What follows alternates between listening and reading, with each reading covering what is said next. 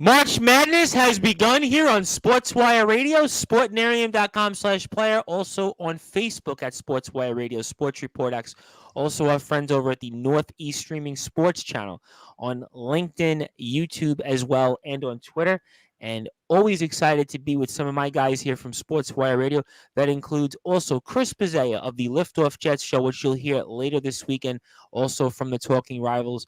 Justin Gianelli of the Baseball Banter Show, which you heard earlier this afternoon and last night, which you'll hear throughout the weekend. And in a few minutes, we will hear from the brute force Brad Weiss, who's on his way from a basketball game. And we may hear from Rob Maroska on New York Mets Talk. And we are also welcome to be joined in by Desmond Johnson and Tobacco Road Sports Radio. So for those who are hearing us tomorrow afternoon, thank you for tuning in. And guys, how you doing today? Good. Pretty good. Pumped up. Oh, pumped up. A lot going on here. It's funny.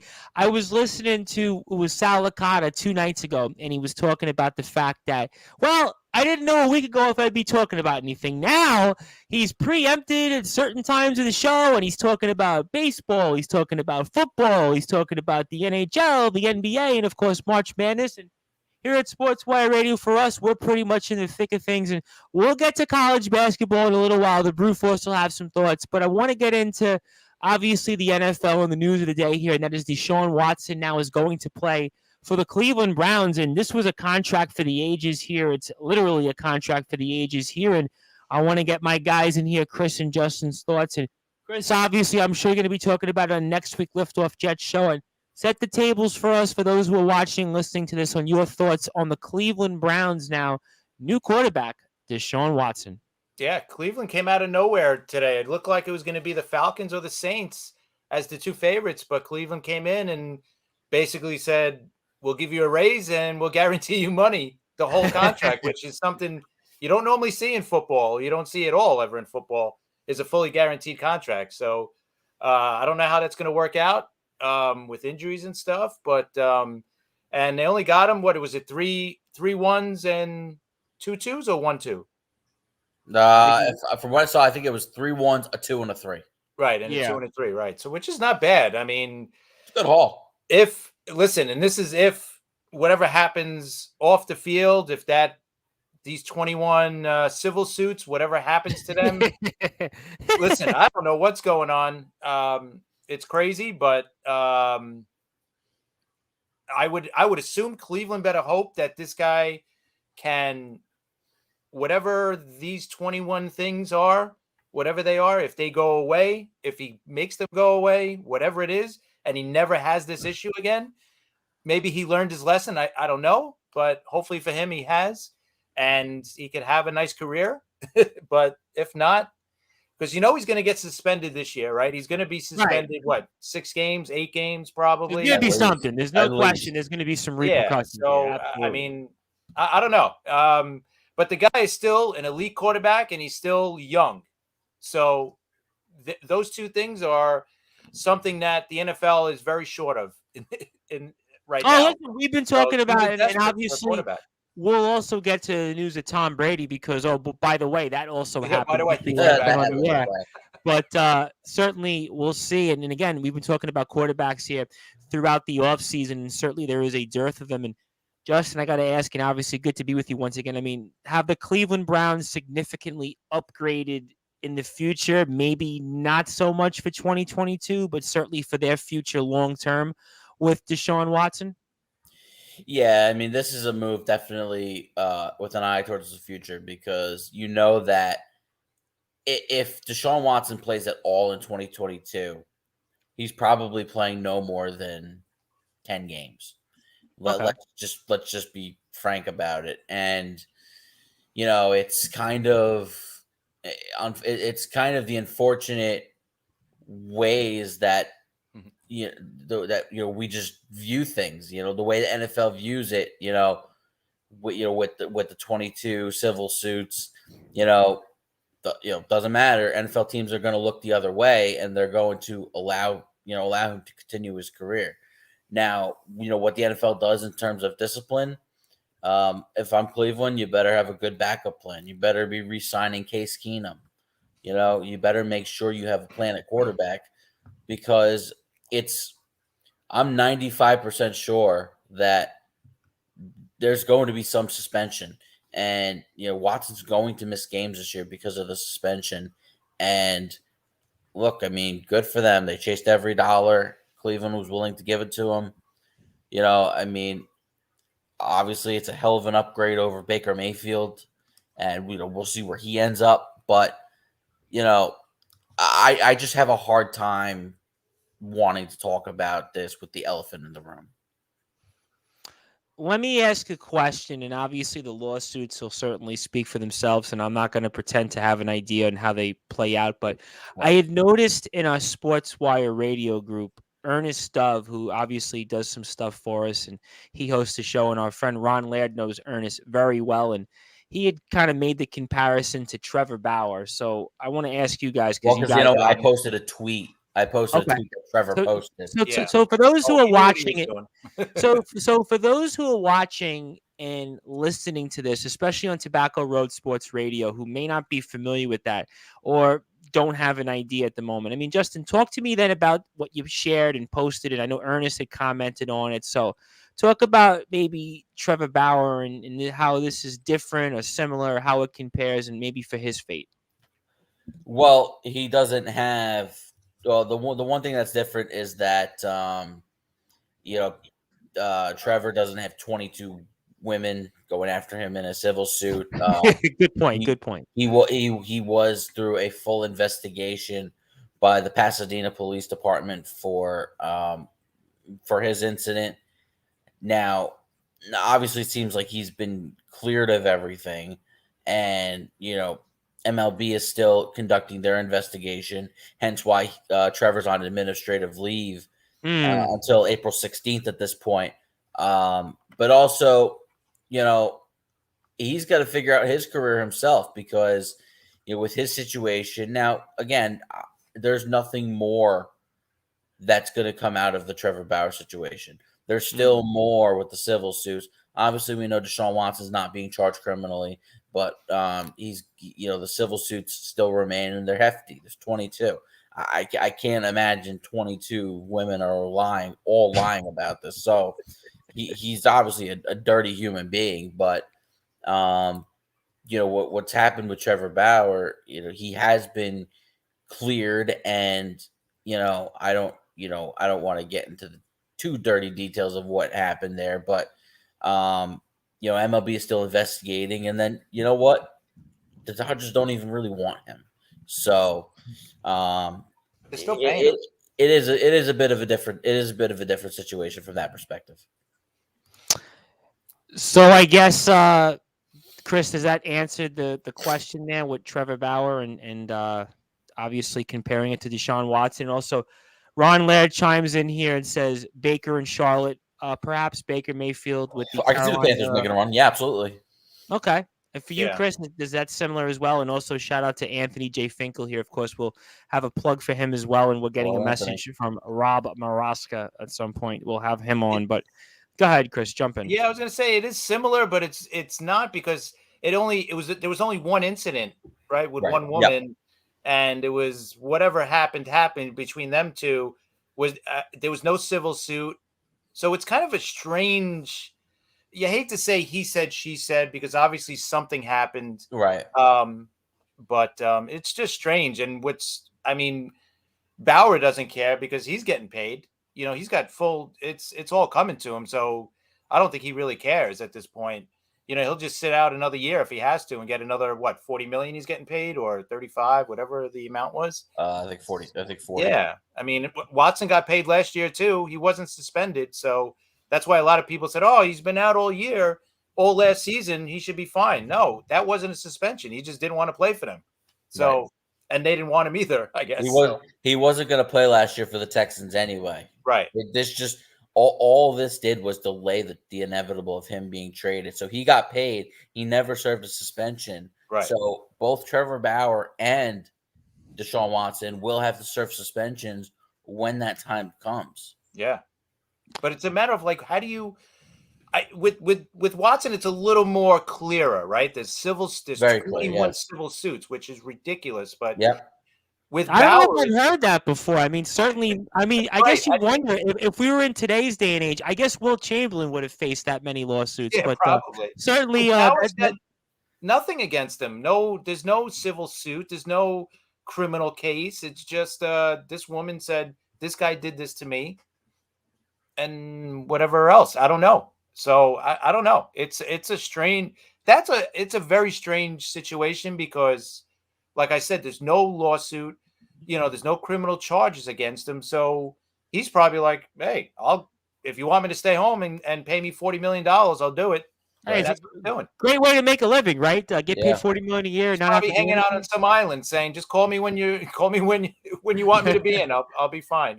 Well, we'll certainly get to Mr. Bauer's team. I guess current team, you might want to call them the Los Angeles Dodgers in a little while, and we'll have on here Rob Maroska at 10:30, who will join us on the stream. He will join us here for a few minutes to share some baseball. So we'll get into that. We'll also plug Anthony Finkel and, of course, his business. I want to make sure we get that plug out there again one more time. But I do want to go back here, obviously, to the news that was earlier this week, which we would have just been talking about. But there's so much going on out there right now in the sports world. And that the news is that Tom Brady is coming back. He is coming back. We spoke about this in a couple of different shows, and he's coming back, and he's not coming back with the San Francisco 49ers. And I'm almost wondering where John Gonzalez is, because I was wondering, because John was messaging me throughout the week about how he called it. He knew he was coming back. But, I mean, I know Ron Laird is in the house, and he's a huge Tampa Bay Buccaneers fan. That leads me to his post about Go Bucks. But, guys, I mean, Mr. Brady is coming back. He is coming back for another season, and almost makes you lead to the conclusion, was he ever really retired? And I'll go with Chris first.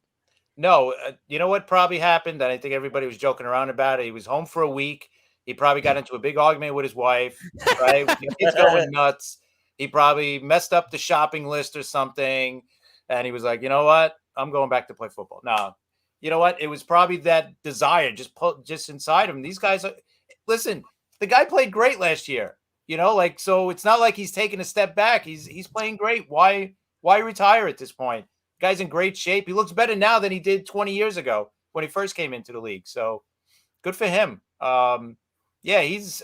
I think he should keep playing. I mean, listen, at this point, I look at it like this: why not? Why not? And then when you look at the NFC, right? It's if it was the AFC, if he was in the AFC, maybe he would think twice about coming back because of how strong the AFC is right now. Like, imagine if he was playing for the Raiders. How tough of a division that is. Well, we'll get to the Raiders also. Right. The Raiders also. Right. It's just crazy. Like, maybe he's like, listen, I could go, I could come back. Yeah. I mean, the NFC West is still a tough division. There's still 2 or 3 really good teams there. But other than that, I could probably beat everybody else. So I'll come back and I'll take my chances. I'll take it 1 year at a time and I'll see how it goes. And of course, they're going to bring back a good team. So why not? Good for him that he came back. And in that division he's in, before I get to Justin, I mean, why not come back? I mean, look at the competition in New Orleans. None. Carolina, we just mentioned. I mean, these teams here, I mean, Atlanta. They got quarterbacks. Right. I mean, so in a lot of ways, I mean, why not? I mean, and let me get to Ron Laird's comment before I get to Justin. And Ron Laird says here, Brady saw the gas prices and said, maybe I should come back. Well, maybe so, but I don't know. I don't know if Mr. Brady can. I'm sure he can afford the gas prices. I don't know if that was the reason, but never know.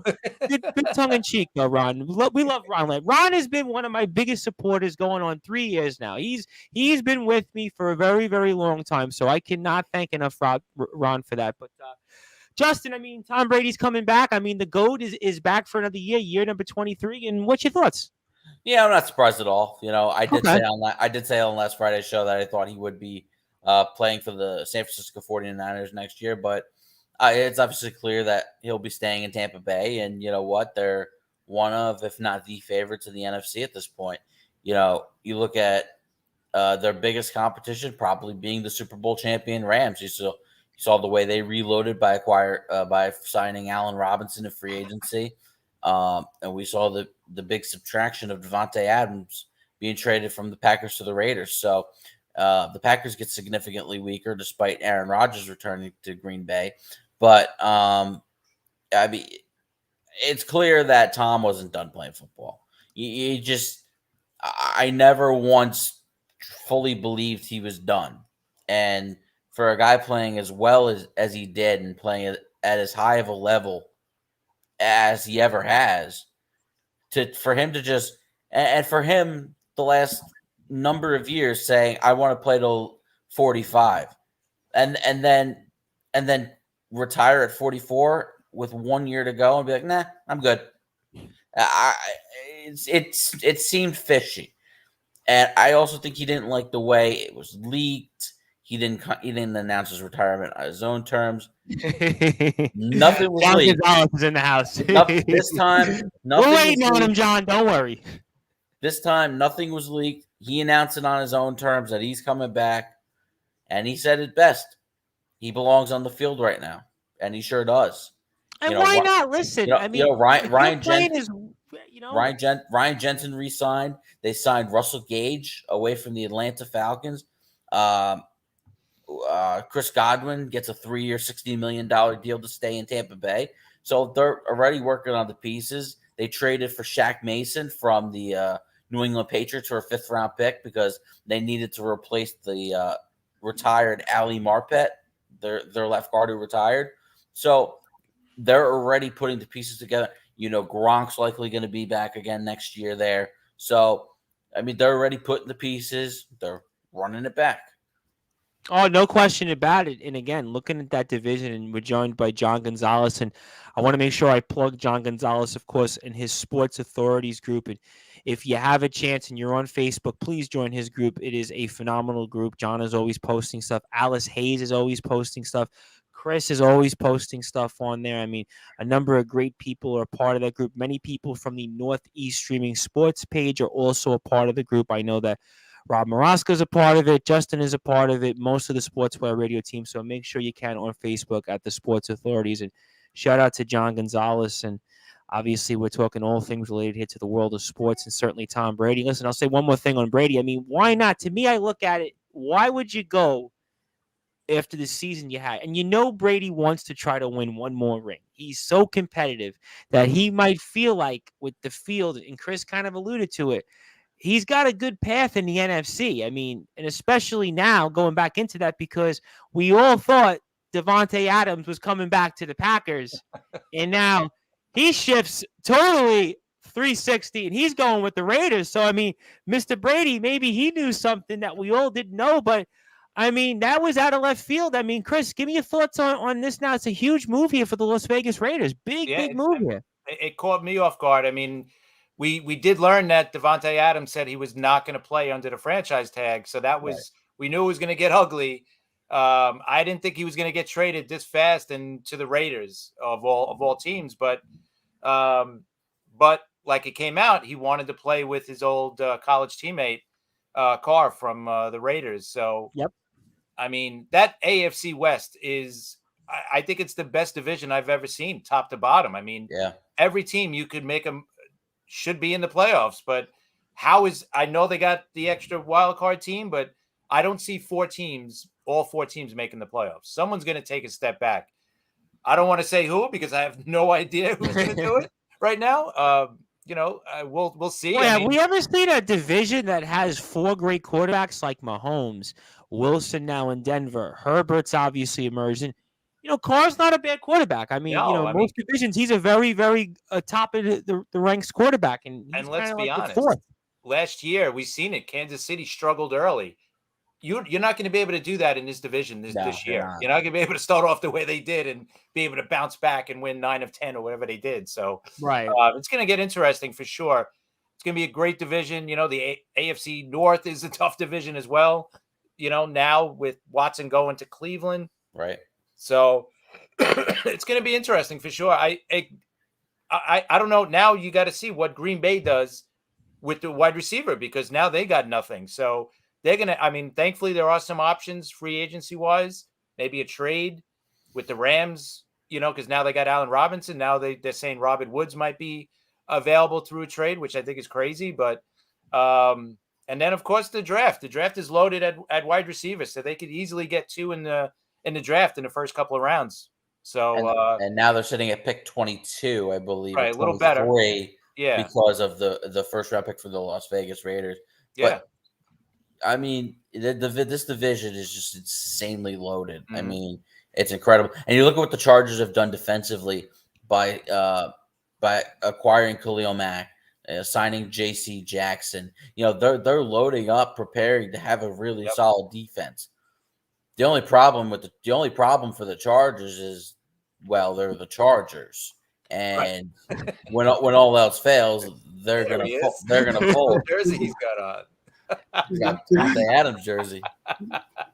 And speaking of the devil, ladies and gentlemen, live here on all of our social media platforms and also for the Northeast Streaming Sports Channel and Tobacco Road Sports Radio, we are with the legendary Brute Force Brad Weiss, the head coach of our Plainview JFK Hawks boys JV basketball team, and of course the SJC Long Island Golden Eagles men's basketball alum, who reminds everybody continuously that his poster still hangs up in the Danzy Center. So the Brute Force, long time no speak, and good to be with you here tonight. Oh, I'm excited to be back. I see, I'm getting notifications that John Gonzalez misses me so much. He's, talking about where the hell am I? But I'm here, John Gonzalez. Don't worry. I didn't forget about you. I'm here. I'm excited because there's plenty to talk about this week. Absolutely. And the Brute Force, we were talking about some of the news here that will update you on to speed on. Obviously, the first news, because your Aunt Laura is watching and listening to this, is that we spoke about Tom Brady returning and wanted to get your perspective on it since we kind of touched upon it here a little while ago. Yeah, well, the one thing I'll admit to, and Tom Bryce, you definitely got me exposed on our social media platforms, but, I was completely wrong. I said that he was going to be chilling in Costa Rica. He was definitely going to be, not coming back. I made it pretty clear. And ultimately, I was completely wrong. And Justin Gianelli was right for the most part, even though he had said San Francisco, but he was right that Brady was going to come back and play for the Buccaneers. But to be honest with you, my answer is really that I'm extremely surprised. I didn't see this happening. I didn't see him coming back. I knew that there was that competitive spirit, but I thought that competitive spirit was going to go into his business ventures, into other things that he was going to do. I just thought that, Giselle and the rest of the family finally got Tom Brady to retire. And ultimately, I guess it only took 2 months for him to finally realize that he's still a pretty damn good player. In fact, one of the best players and best quarterbacks in the current game, obviously the GOATs, but right now in the current game, one of the best quarterbacks. So for the league standpoint, it's exciting to see him back. But for people like me, Chris, amongst others, it's just we've seen him enough. It was time to retire. Why did you have to do this? I gotta be honest, and it's not because you're Aunt Laura, but I've over time, and if you asked me 5 years ago, I would have said every name in the book about Tom Brady. But it's almost you gotta respect him because at 45, think about it. Take a step back, right? We think about athletes all the time, and they always say 35 is when it's time to retire. Then it's 40. You count on your hand how many, and then how many played a certain level. Now you look at 45 in history. Go back in history. How many athletes were at this high level at 45 years old? All the sports. Doesn't matter. All of them. NFL, NBA, NHL, Major League Baseball. How many could you really say 44, 45 years old? At an MVP level. Exactly. How many? I mean, Satchel Paige, maybe, I guess. Yeah, none. None. Exactly. In my opinion. No one is, has played this great, and it's just scary to say that with age he's actually gotten better. As scary as it sounds, I mean, he's been a great quarterback for many years, but the last couple of years he's had some of his best statistical seasons that he's had in his career. So he's actually gotten better, and that's why. Listen, no one's doubting the fact that he could have played another season. I think everybody knew that he was able to play another season. I just think with everything that came out, obviously, it was a surprise that he came back. But listen, there's been a lot of things that have came out, and ultimately, they just haven't been true or to fruition, I'm sure. There's plenty of those topics tonight that we'll talk about. So Tom Brady was just one of them. I feel like with Tom Brady, it's almost to me like in a way that, and Chris might appreciate this because he remembers watching Michael Jordan in his heyday. It's almost like, to me, Michael Jordan, when certainly you hated how he played against the Knicks, and in Brady's case, how he played against the Jets, but you almost have, when you take a step back, have to really appreciate what he did.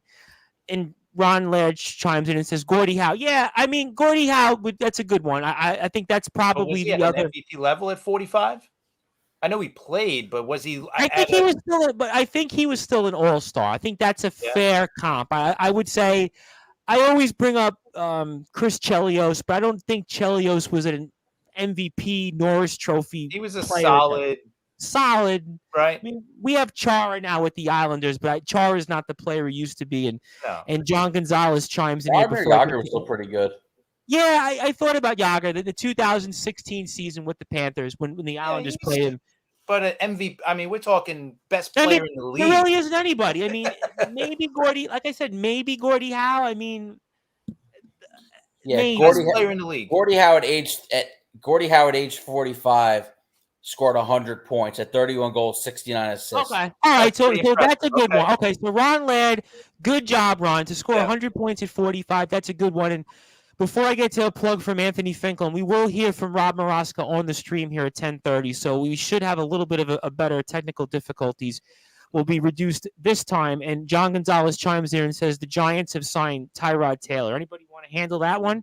Yeah, let me say one quick thing, and then I'll hand it over to the rest of the guys. John Gonzalez, how about the quarterback that your team signed, the Pittsburgh Steelers? How about Mitchell Trubisky? Let's talk about that because, listen, Mitchell Trubisky as your starting quarterback, as a Pittsburgh Steelers fan, it's got to be pretty depressing. I mean, it's better than Mason Rudolph, I guess, and it's better than Dwayne Haskins, but ultimately, Mitchell Trubisky for your team, John Gonzalez, is not exactly the most exciting thing, but let's see how he performs as a starter. I think it's fair enough that he deserves another shot. But with the Steelers, did I just hear you say starter?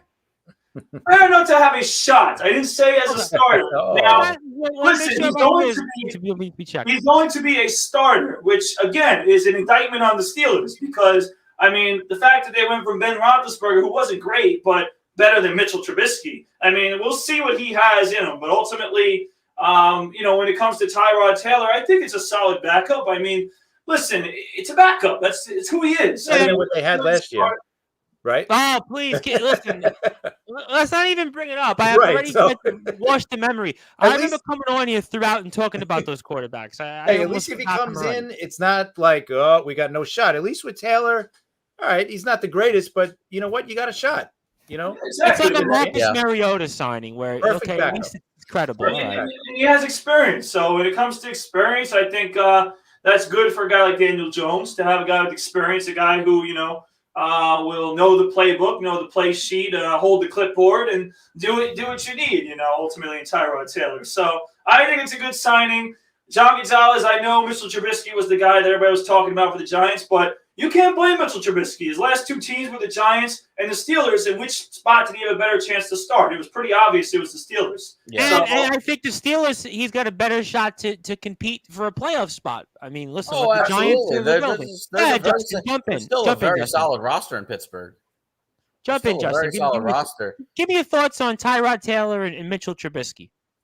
You know what? I think for the Giants, for Tyrod Taylor, I think this is the perfect landing spot. I think for the Giants, it's a guy you're comfortable with going into the game should Daniel Jones, get hurt or if he's really that bad because he's basically going to be a lame duck quarterback this year.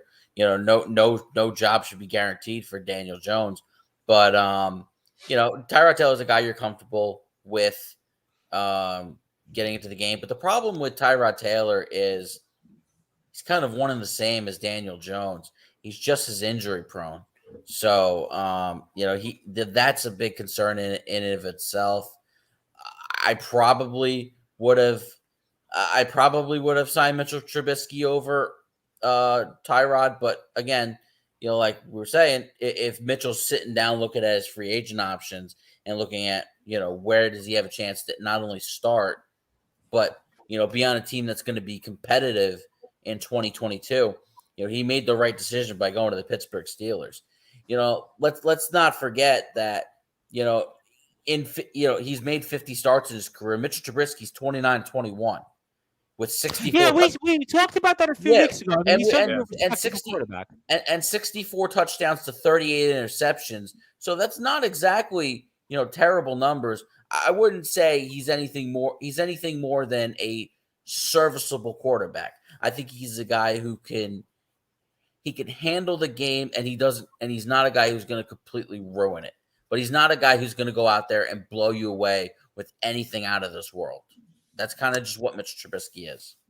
Fair points, and I want to make sure I plug our very dear friend Anthony J. Finkel, because we always, each and every week here, have a plug, and I want to make sure that we get that in here, especially for our very good friends here, the professionals over at DPH Property Maintenance Services Trash Genie, because it is that time of the year where everybody's going to be cleaning out their basements, their garages, maybe you're moving, because in real estate, this is a big time of the year where maybe you sell your home, and you got to deal with recycling and overload through garbage and all that stuff. And if you're a landlord, a busy professional, parent, senior, DPH Property Maintenance Services Trash Genie handles your trash, will keep your curbside clean, and we will most importantly save you time and energy. And get this, ladies and gentlemen, weekly service plans start at $40, and you can call DPH Property Maintenance Service at 347-228-2625 or sign up at dph.nyc.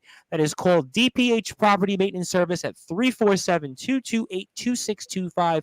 You can use the promo code Sportzwire and get your first week free. So listen, you help us, you help yourself, you help a very good friend of ours, and Anthony J. Finkel, who's always out there. And I'm calling him Big Fink. Anthony J. Finkel, we are going to be calling you the Fink because that's really what you are. But obviously, you do so much for us here. You have been one of our biggest supporters here, and thank you for all of your support. So we want to make sure everybody, if you have a chance, like I said, if you're moving, house for sale, you're doing a demolition project, I'm walking by in my neighborhood near the North Shore of Staten Island earlier on a beautiful day, and I see everybody outside, they're getting ready to do different things, and DPH Property Service Maintenance is exactly the place that you want to be here. And Anthony J. Finkel has chimed in here and says, the man, the myth, the legend, and now the meme. Yes, because on Facebook, Anthony J. Finkel created a meme from my Facebook post that I even posted. So that was great. That was great. That's why we love Anthony Finkel here. Listen, and I want to give a shout out to Anthony Finkel because he was like, well, I'll give you money if you promote my business. I'm like, get out of here. Like, and I'll continue to say every week.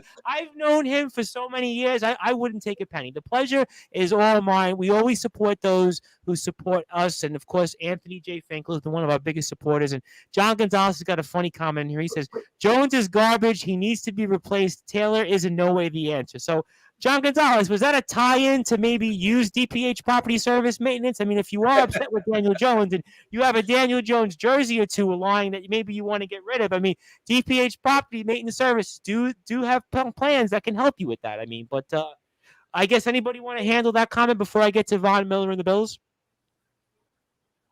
I mean, yeah. He's not wrong. I mean, Daniel Jones ain't great, but you know the. So let me throw this out there then for the gang. Anybody can jump in. What's the leash with Daniel Jones? I mean, how short of a leash is he on?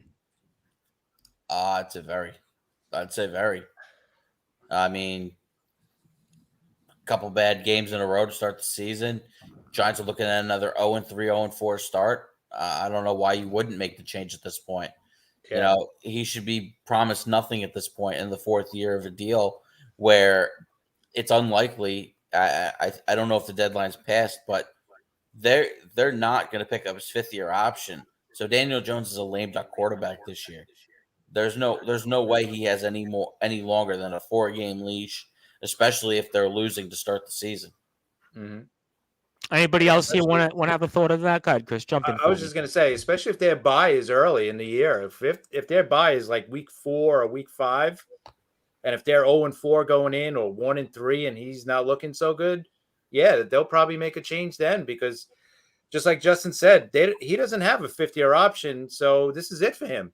He's got to, you know, they obviously don't trust him enough to give him the 5th-year option, so this regime owes him nothing. You know, this is the first year of Joe Shane, first year of Brian Daboll. This regime owes him nothing. You know, they owe it to themselves to figure out. He's a lame duck of lame ducks.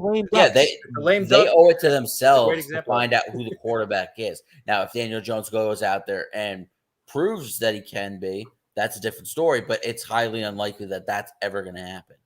Yeah. At least all right. Well, we'll certainly see what happens, and I want to get to at least one more NFL news and notes here before I go into a little bit of baseball here, as Rob Maroska will come on here around 10:30. We'll bring him on the stream for a few minutes, but I do want to get to the Bills and Von Miller, and I guess this kind of surprised me a little bit. I mean, what do you guys all think about the Bills and Von Miller? Well, I'll say I was stunned by Brad. that. Yeah, I'll say that I thought it was a great move by the Bills. I mean, one that I don't think anyone really expected to be, one that the Bills went after, because the Bills have a pretty good defense to begin with. And we talked about it last year, they. And I guess Brad is lost in translation to, so we'll get Brad back on, but I'll get to Anthony Finkel's question in a minute, and then I'll get to the guys here. I mean, for you, Justin and Chris, as we get technical difficulties from Brad as usual, Von Miller and the Bills. I mean, what do you guys all think of that? I was surprised he actually didn't return to the Rams, but that contract was incredibly crazy. I mean, I know. I think 6 years, $120 million. That wasn't a lot. Yeah. 3-year-old or 32? 32. Yeah, I don't know how That's the back end of the contract looks in terms of what's up front, what's guaranteed, and how they're manipulating the cap, but he's got something left. He's still a solid player, but you got a player who's definitely on the downside of his career, and so to give him that kind of money, I thought was a little bit outrageous. And probably the only reason why he didn't return to Los Angeles. Yeah, John Gonzalez says here, I'm surprised Miller went to the Bills 6 years at age 32. Chris, give me your thoughts. I would doubt he's there for 6 years, though. Yeah, it was shocking. I think the 6 years got him there, but I think the Bills needed more help at pass rushing anyway. They did draft Rousseau last year, but I felt like they didn't have a consistent pass rush all year. Even the guy they had the year before, what was his name, Justin? The other kid they got on the Oliver? Yeah.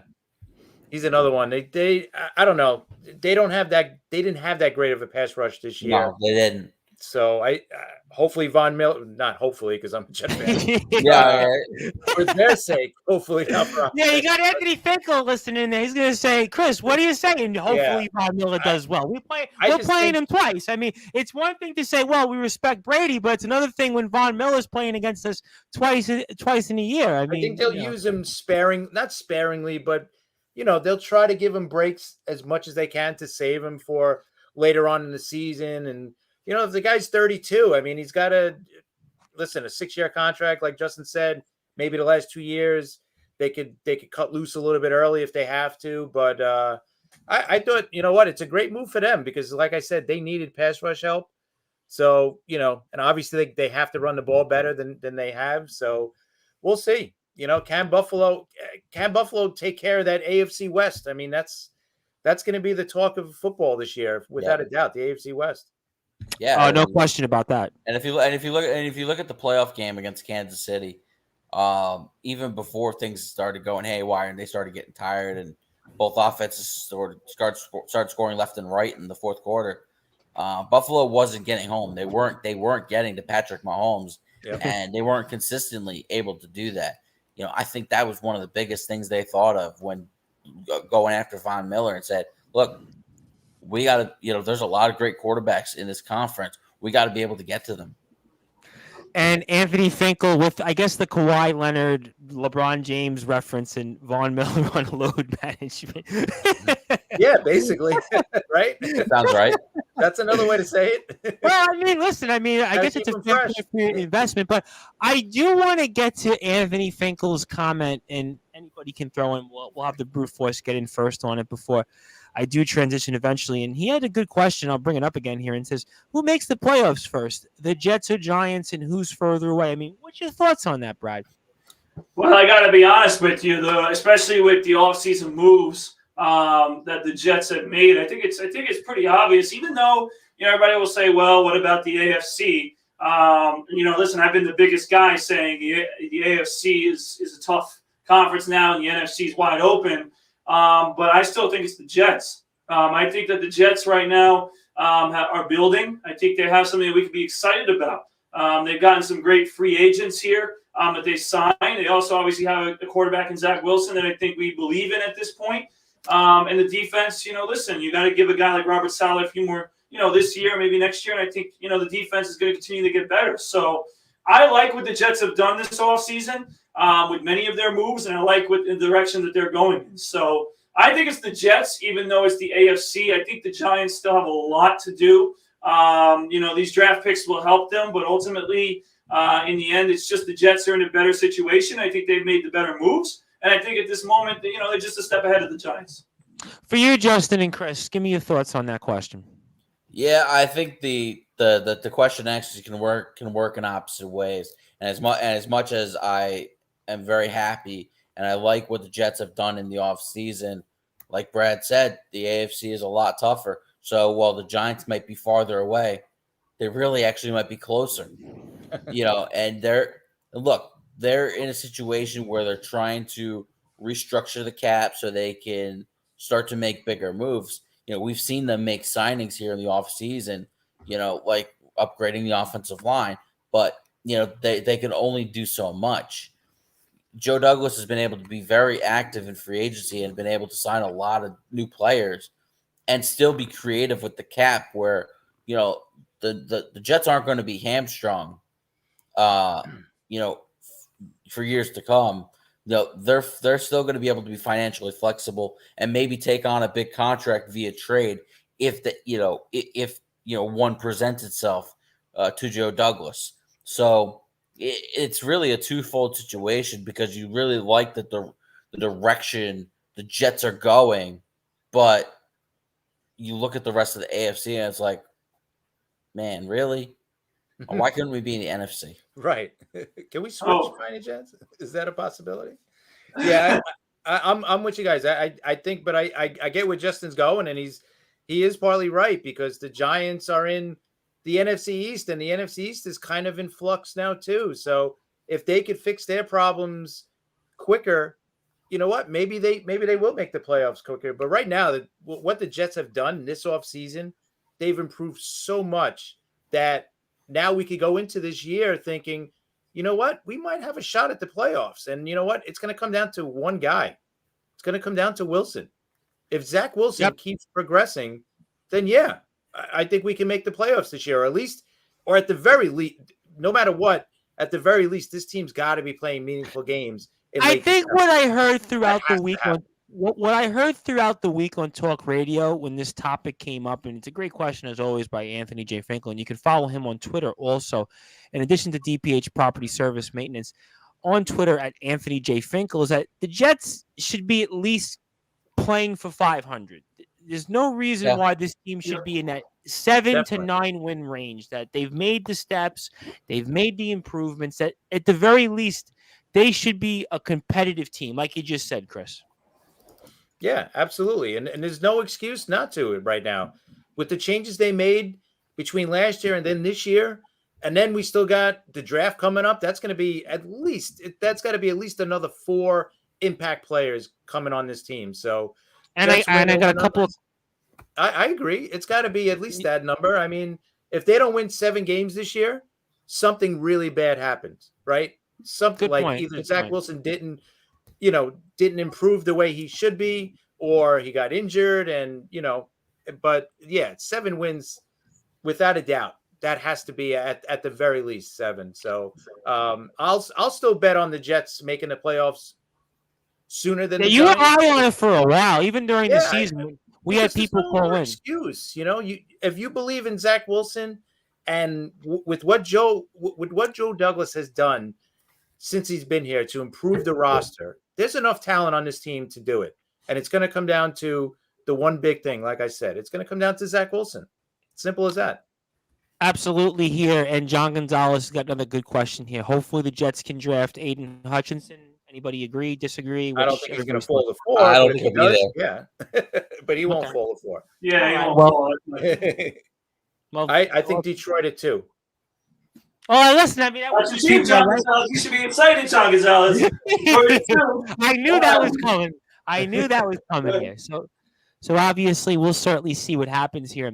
We are talking all things related here to the world of professional sports with 3 of our guys here on Sportswire Radio. That is Chris Pizzea of the Liftoff Jets and the Talking Rivals Show.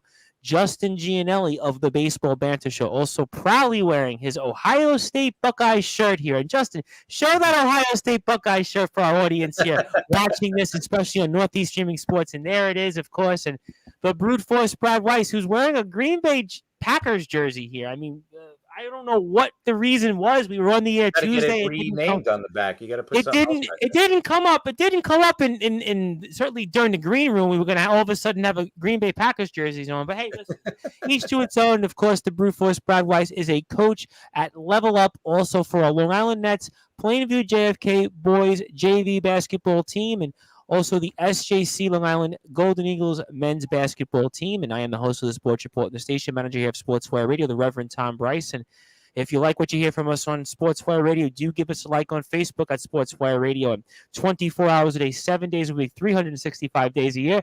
You can listen to all of our great shows anytime on sportnarium.com/player, like the Liftoff Jets. Also, shout out to Sharman Phillip, the Talking Rivals. Was it me or did Thomas freeze? Uh-oh. Okay, I was just hoping it wasn't me. No, not me either. Well, I would like to break in saying that Kenley Jansen signed a 1-year deal with the Braves. Oh, he did? That's big Wow. news. That's definitely big 1 year, news. $16 million. We didn't hear anything about him, right? Up until No, up it's until quiet you all just said day. it. It's quiet No. all day. That's definitely big news, especially. There we go. There we go. Thomas is back.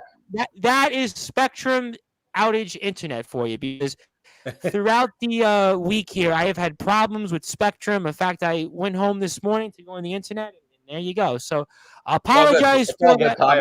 All I did was break some baseball news. That's all.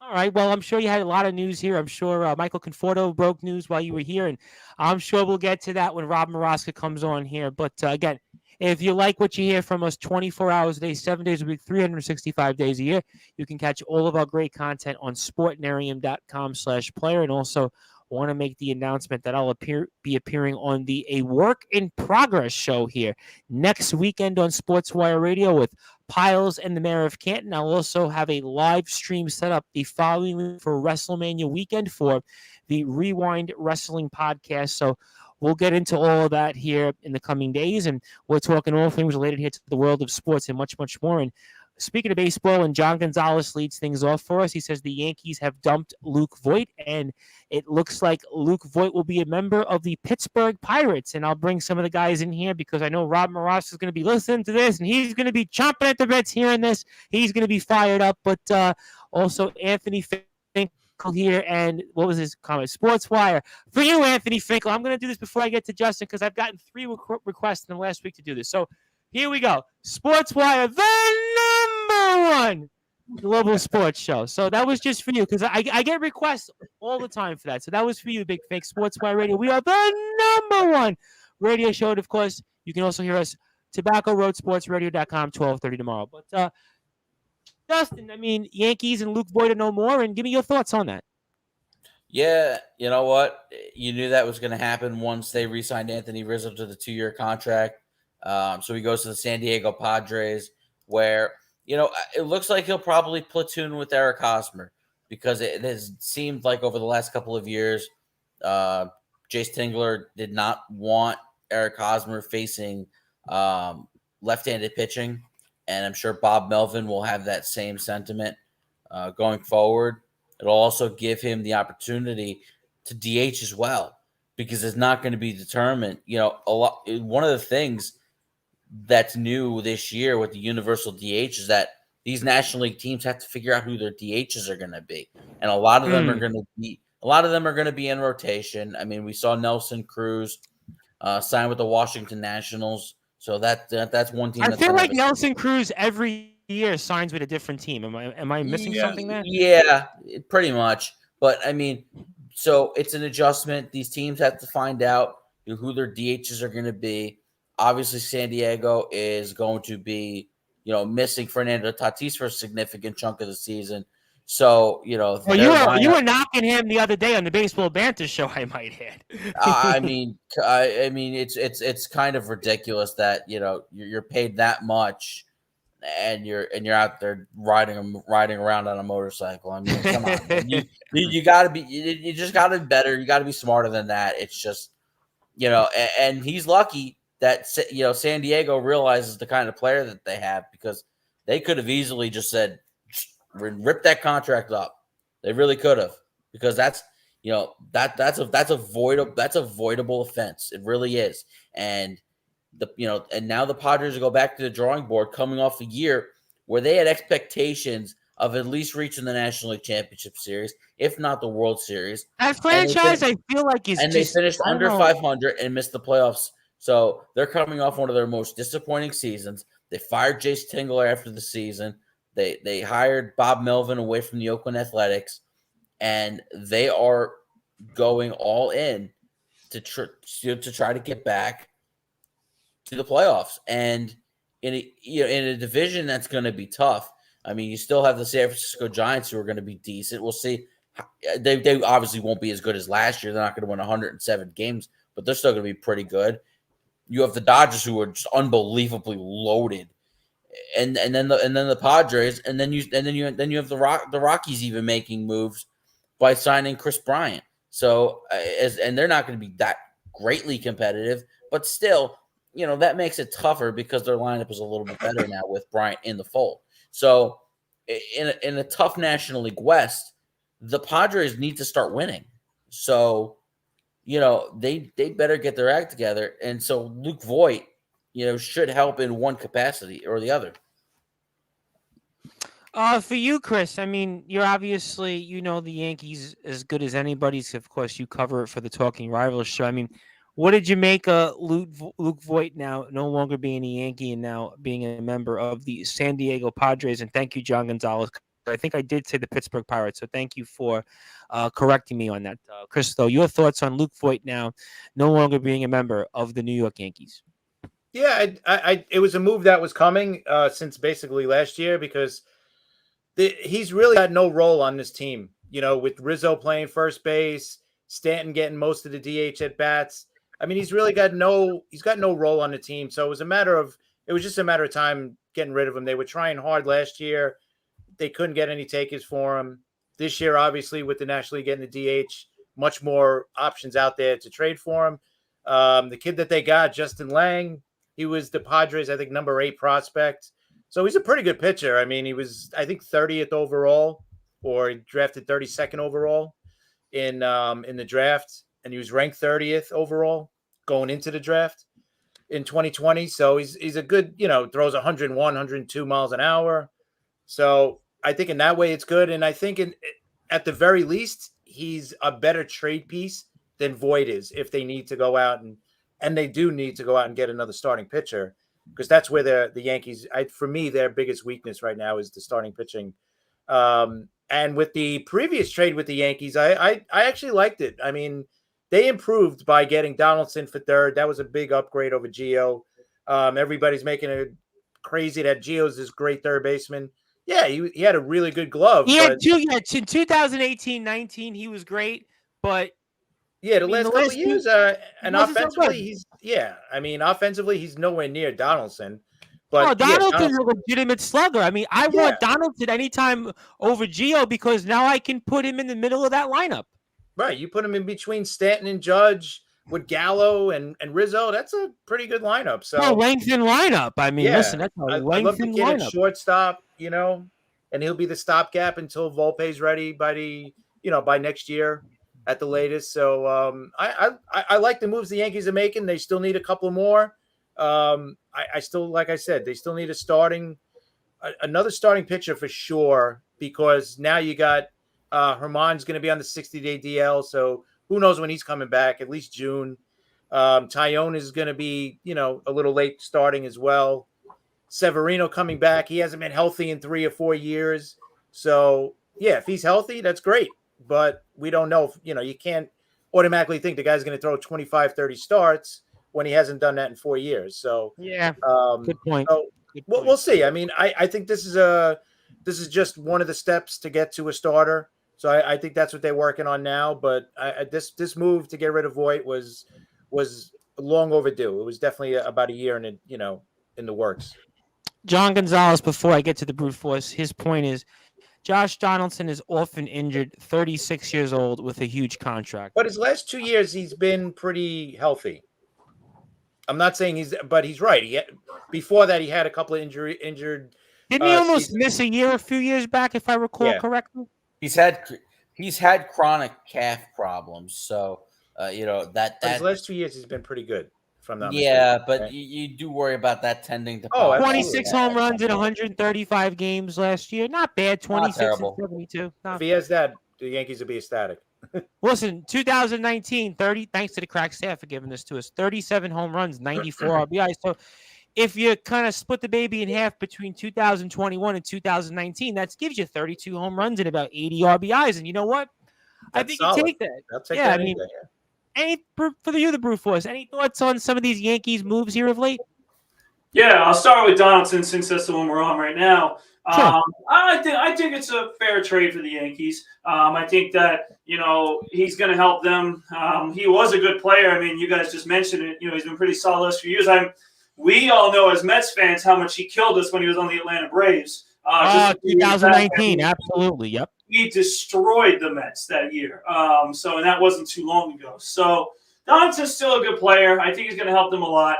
Gio Urshela was a good third baseman. I think to Chris's point, was good with the glove. His hitting was kind of a little consistent. So I think that is an upgrade. My big question and burning question now is what is the answer at the catcher's position? I know Gary Sanchez really wasn't the answer, especially defensively. I know, but his bat was there still was something in the bat, and I know it's not that great. But you're looking at catchers around the league, and this is the one thing I'll defend the Yankees on. Is that the catcher's position around the league isn't really that strong at this time. So I do understand that having a strong catcher is not really a priority. I think getting a better bat at third base was the right answer. But Gary Sanchez not being in the lineup, I thought that was a little bit interesting. But with that, I do understand why they traded him away because of his especially struggles defensively. And then with Luke Voit, I think it's a great move for the Padres. I think the Padres needed that. I mean, and Justin said it with Fernando Tatis being out, it completely destroys what San Diego Padres wanted to do in their infield, with their depth and then their outfield depth. I mean, San Diego's outfield depth is not really that great at this moment. I mean, I'm kind of concerned with their outfield depth. They have some good outfielders in Profar and Myers, as well as I believe Cronenworth was playing the infield, who also played some outfield last year for them. Yep. So, right. So, but at the same time, I thought that they felt pretty solid with what they had. But when Tatis went out, that became a little more concerned. And the DH spot definitely was a little bit interesting, to say the least, for San Diego. So I think Voit gives them a solid DH to go with Hosmer kind of in and out of that DH spot. So I think that actually helps San Diego. And I think the Yankees, listen, I think pitching prospects are always in need. And I think that the Yankees got one. And, if that's the best you could do for Luke Voit, at least you got something for him. Because I think the pitcher, a young pitcher who throws 102 miles an hour, that's something to be excited about with the Yankees. And like you guys said, could also be an asset in a trade for another starting pitcher that you need at this time. Absolutely. And I'm sure if our own Ernest Dove was here, he would sing the praises of that because, as we know, Ernest and Ron Laird can definitely chime in on this. The Mr. Ernest Dove is almost what they call the prospect hugger. He is the self-described prospect hugger. So certainly, so listen, some guys he has that come on the show, they really are prospects. Others that they're not. And we're now joined here for a few minutes by our longest tenured analyst, and that is Rob Maroska. And Rob, how are you? Hi, guys. I'm doing okay. How about you? There you go. Now you sound better. Last week, it just didn't work for us, man. I got to be honest. I don't know if it was the phone. I don't know if it was the audio, but obviously good to have you here for a few minutes. And I know that you're burning to talk some baseball here. We're talking baseball here for a few minutes. And give me your thoughts on some of these moves here that the Yankees have made. Then we'll get into the Mets because I know you got a few Met thoughts and more. Well, you knew that Voit was going to go, and I think San Diego is a good fit for him. Once the Yankees re-signed Rizzo, that was the end of it all. But I think that's a good move for both teams. I think Voit needed a fresh start. He needed to get out of New York, so that was a pretty good move. And the Yankees got rid of Sanchez, which, we thought that was going to happen sooner. But, his bat was all right last year. And like I heard you guys talking before, the catching isn't that great. in the American League. So we'll have to see what happens with that trade. We'll certainly say, I mean, listen, Sanchez, there's no question, has been a lightning rod among Yankee fans. So there's no question that certainly Sanchez has been a big lightning rod here when it comes to the New York Yankees. And listen, Luke Voit, at the end of the day, you might look at it and say, well, maybe he was a flash in the pan because a couple of years ago, I mean, he was the major league home run leader, and we've seen of note here, and you got a little bit of noise there in the background, Mr. Maroska. You might want to just, catch that off a little bit and put it on silent. But in terms of the other big moves here for the New York Mets, and give me some of your thoughts on those, because I know you're burned to talk about them. Yeah, I don't know what the background noise is because I'm actually at the fountains tonight by myself, and there's nothing going on. Okay, well, whatever it might be, but that sounds a little bit better. But I'll get some of the guys' thoughts here on the Mets in a second. But give me your thoughts on some of these recent Mets signings before I get to the guys. Well, I'm definitely happy with what the Mets are doing with Chris Bassett. I think that was a good deal, getting him from Oakland. He's an all-star, a solid arm for that pitching staff. So I was really happy with that move. That was, when that news came across, I really was happy about that. I wanted to bring something up quick before I forget about it, though.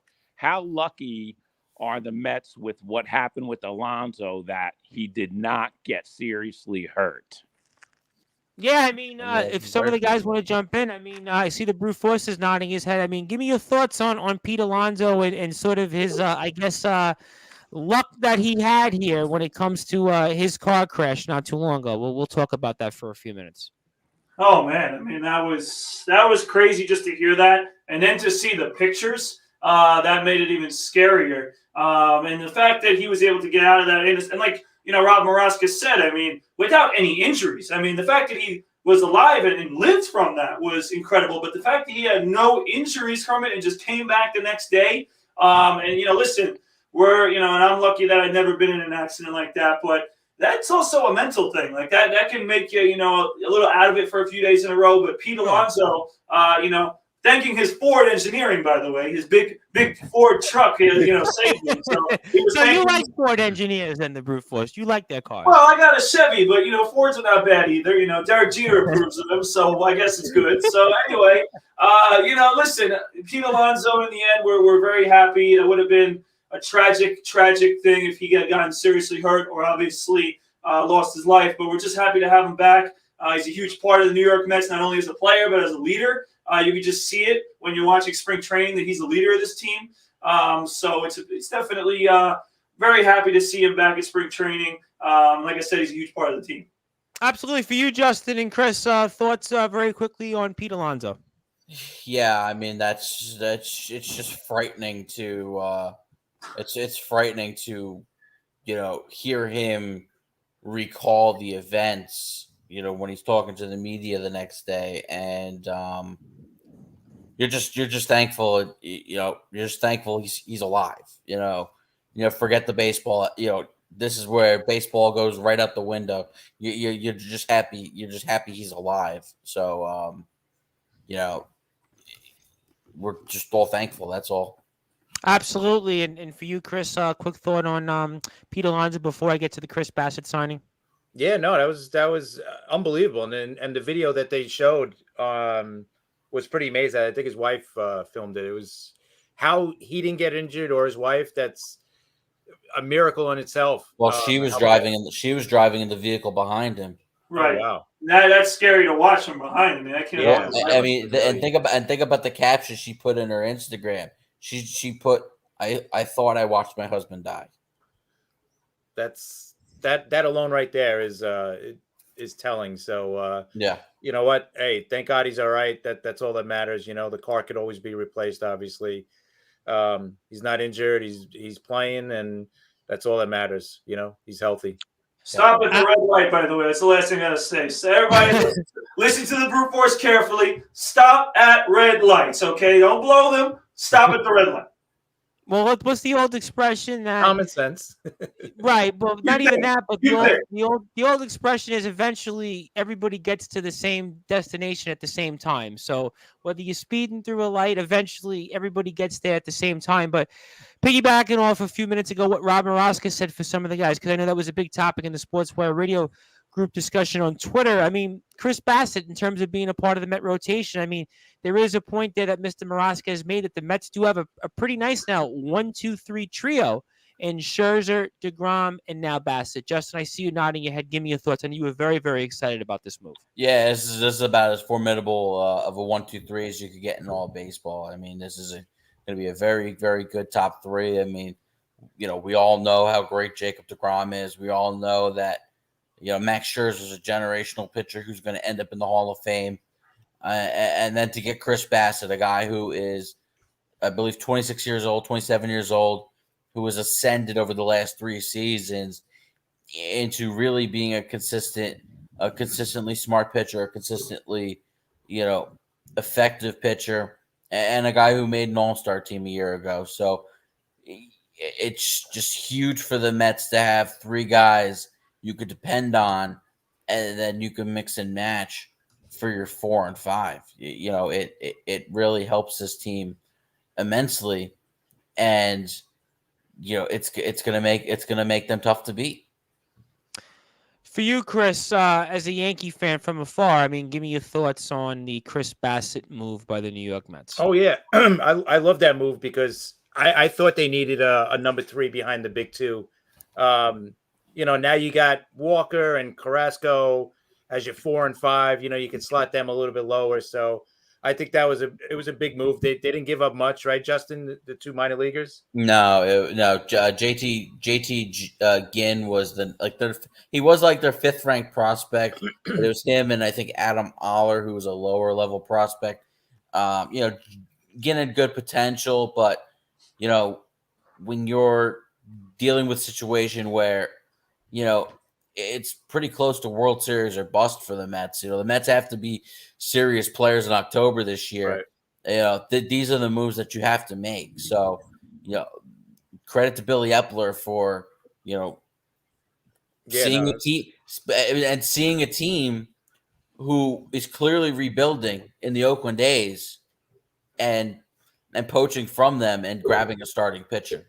Yeah, I agree. I thought that's why I thought the Yankees we're going to get Manaea or Montes from them too. So I mean, we've seen the Braves and Blue Jays be active poaching from the Oakland A's, because knowing that they got undergoing their fire sale. Yeah, no, that was a good move by the Yankees. For you, well, listen, it could be either one at this point. Concerning the Oakland A's, I'm sure going to be trading with everybody at this point here throughout the season. Probably. But, the brute force. I mean, give me your thoughts on Chris Bassett, now the newest member of the New York Mets rotation. Yeah, I'm going to take a little bit of a different angle to start this conversation because it's hard, and Justin knows this, and you know this, Tom Bryce, as a Mets fan. When do we ever say that we have starting pitching depth? That has not been something that we can say for years. I mean, listen, this guy had a great season last year. I'm not going to knock him at all. But we had dudes like Chris Flexen starting games for us when we had injuries, all right, because we didn't have any starting pitching depth. Now with a move like this, I mean, look at what we have that is not going to be starting this year. And it's a credit to what we've actually kind of developed over the last few in David Peterson and Tylor McGill and Trevor Williams, amongst others. I mean, now that we can say, all right, somebody goes down, well, we have guys who are ready to go. Not, Chris Flexen or other names in which we could talk about that were just, we all knew, oh, great, they're starting. We're going to probably lose today. So, that is something that we can be proud of as Mets fans. I think that they've done a great job. I think Bassett, like you guys said, all-star, a guy who has a high, potential, who's gotten better over the last few years. And learning from DeGrom and Scherzer is only going to help him as a pitcher. And he's already a guy who was an all-star, like we said a few years ago. So I'm excited for it. I think they have a great rotation. And I'll just quickly touch on this from the pitching perspective. The bullpen, I think, is also something that's gotten better. I like the addition of Adam Ottavino as well. I think he'll help out in that rotation, in the bullpen. But the one thing I question now from the Mets, if there's anything I got to question, is who's that lefty reliever in the bullpen? I mean, they signed Chasen Shreve to a minor league deal, but who is the left-hander coming out of the bullpen? I know it's not, the back in the days where we had left on left and you could take him out after one hitter, but you still got to have somebody in the bullpen who could get lefties out. And that's a little concern for me when it comes to the Mets. Yeah, I think they have missed in that department. I mean, we saw Andrew Chafin sign with the Detroit Tigers. Brad Hand goes to the Philadelphia Phillies. Brad Hand, who was on the Mets at the end of the year last year, and then pitched well towards the end of the season. I thought they should have for sure at least looked into bringing him back. But yeah, I mean, I guess you're relying on Chasen, Shreve, or Mike Montgomery to be the left-hander in the bullpen, and that's probably the one area I'd have to say that the Mets have kind of missed on, and they probably should have done better. And Bassett is arbitration eligible after this season, 2023. He's a free agent. Fangraphs project him in 31 starts, 176 innings pitched, and a 3.9 ERA. Thanks to the crack staff for giving us that. And before we get to Rob Maroska again here, John Gonzalez says, I'm not that sure about Walker and Carrasco. Yeah, I mean, Walker and Carrasco. Walker had a great first half, and a second half, obviously, wasn't the same. And Carrasco famously was the guy who in the first inning always gave up like two runs or more. What I was saying before, what's important about those guys, they're now your 4 and 5 starter. Before you're not relying on them to be a 2. I think there's a lot of pressure taken off of Carlos Carrasco and Taiwan Walker, and I think, and I'm hoping because spring training is just getting started and stuff, that we get Carlos Carrasco through spring training, because I think he was really affected by the setback of the torn hamstring and not getting out there until late July, early August. So if he could get his season started on time and he could get into the rhythm of pitching every 5 days at the back end of the rotation, I think he's going to be huge for this team. I think he's going to pitch really well. No question. And for you, Mr. Maroska, is there anything else that you'd like to discuss here when it comes to baseball or the New York Mets? Yeah, well, let's real quick talk about Robinson Cano and his apology to his teammates. He said that he wanted to be a man about it. He didn't give any excuses, and he didn't give any reason why he tested positive. All he said is that he's ready to play and he wants to put it behind him. But, we've heard that before. He is 39 years old now, and this will be his 17th big league season. So, what's going to happen with Cano? Is he going to be the Mets DH? Is he going to be on the Mets? Or, what's going to happen? Well, he ain't. I mean, the Mets, he's going to be with the Mets. I don't think any team's taking Robinson Cano. I mean, you pretty much answered that. I mean, one way or another, he's going to be a part of this team and certainly a capacity of getting some at-bats. I mean, I'll ask the guys here very quick. I mean, what do you guys make of Robinson Cano, and what do you expect from him? I think he's likely going to be the DH on most nights. I think that he is one of those guys who he's one of those guys who can roll out of bed and hit 300. And, 2020, that's what he did. I mean, to be fair. I mean, he's one of those guys who wakes up and is just a really solid ball player. And, he still has that short, compact swing where he's still very quick to the ball. And if he's not playing the field all that much, I think that's really going to take a lot off of him, and it's going to allow him to just put together better at bats. Because in the end, I think Jeff McNeil will get the bulk of the playing time at second base.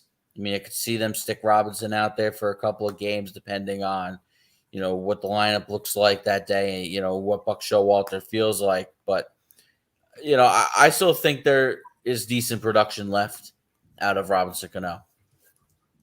I know, Brad, this is your favorite topic when it comes to Robinson Cano.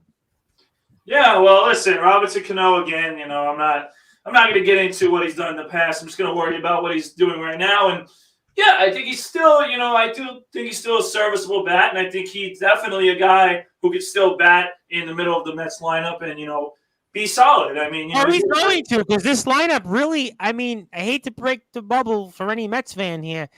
It's the starting pitching, I think, that's going to be the strength. I don't think this lineup is really that great, honestly. It's not a special lineup. I tend to disagree a little bit. I think that this lineup really does have a lot of potential in it. Obviously, listen, you need guys to obviously do better than last year. Well, you count on Lindor, you count on Marte. Exactly. So Lindor's the wild card here. You need Lindor to be, better than last year, obviously. You need Marte to have production. You need Brandon Nimmo to get on base. He's not going to get on base. He's just never healthy. That's his problem. So, and I think the guy who actually, and I'm going to say this, is going to have a lot of pressure very early as a New York Met is Mark Canha. I think that he has to perform early, because I think if he does not, it's going to be a pretty quick transition. Again, I think it's better that Robinson Cano plays less second base. He should be the DH. But if you guys have been watching, Dom Smith hit 2 home runs off Max Scherzer.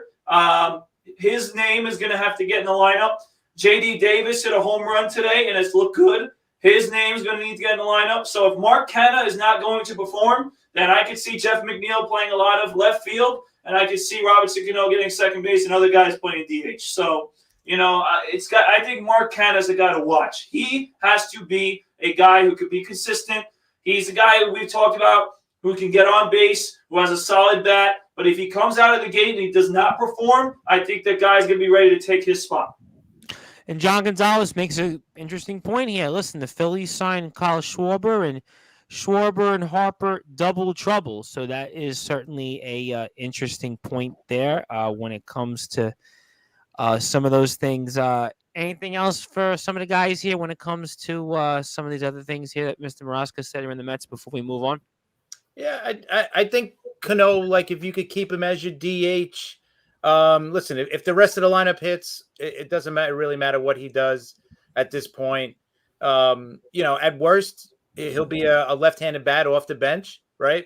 And then maybe they'll rotate the DH a little bit, keep everybody fresh. Maybe they'll have Alonzo DH a little bit too to keep him a little fresher during the sure. Yeah. So Listen, I think they got a decent lineup. I don't think it's a great lineup, but I don't think it's a bad lineup either. So, maybe they're going to be open to adding more. Right now you got Cohen. Cohen is, his books are wide open to be spending money. So I could definitely see them adding another guy, even at the trade deadline. That they'll make a move because, like Justin said, the pressure's on them with all the money they're spending. They got to win, or at least get to the World Series. Because I don't think, as much as Cohen is just throwing his money around, I think he wants a return on that money as well. If he throws his money around and they don't make it to the Super Bowl, I'm sure he's going to be like, why am I doing this? Listen, there's no question that, it's a win-now team. It's a team that doesn't really have a number of prospects. It's a team that has a lot of players that are kind of put together here. And again, this is what happens. I mean, for you, Justin, thought or two on Cano. I mean, anything else you want to add on him further? Again, I think he's gonna provide a decent amount of production for this team, especially if he's just the DH. But I do have to go and grab the elephant and bring the elephant in the room. Which Mets are not going to be available to play at Citi Field? That's a good question. Even Yankees too. Yep. I mean, that's the question that we have to look at for the next 3 weeks. Yeesh. How depleted are these guys going?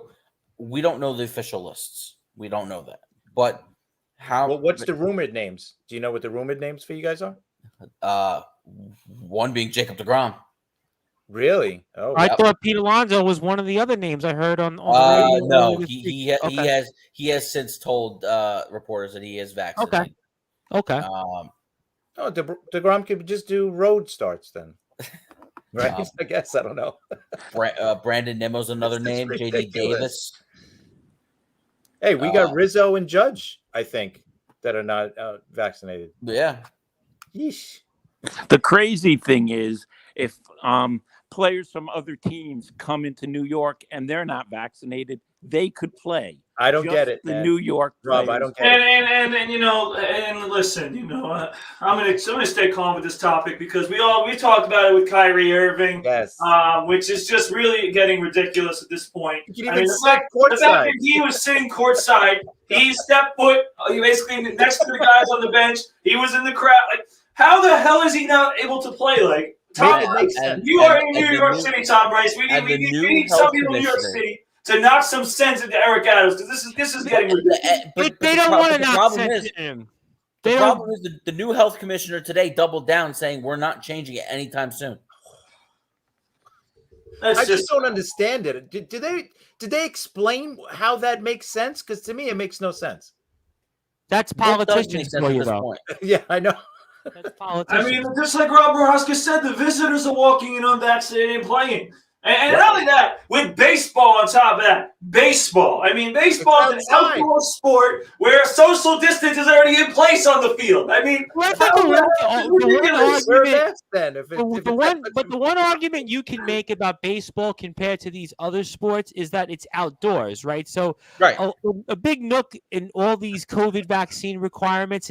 This goes back to the whole indoor dining situation in New York City. Was you could eat outdoors and you wouldn't be checked if you had a vaccine. So theoretically, the law should be, well, if you're playing baseball outside, shouldn't there really be no issue with it? But because and again, New York City's requirements are even more bizarre and Byzantine because you can now eat, you can go to a shopping center, a movie theater, no problem now without being checked. But if you want to quote unquote work in New York City, you have to have a vaccine, and it's in Canada. It's no different. I mean, I don't have the answer for you, unfortunately. Clearly, there are certain politicians that have made their rules, but I think also, I think the Pinstripe Chronicles made a good point on this, and they had said, well, there is one school of thought that if you lift the vaccine requirement for all these athletes, whether it's Judge, whether it's Kyrie, or any rumored Mets like a Nimmo or DeGrom.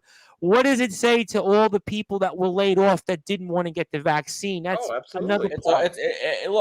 There's no denying that it's a horrible look if you make an exemption for the athletes, but at the same time, you have to look at the rule as a whole, and we excuse me, we have to understand that these mandates are not going to last forever. At some point, there has to be an end date.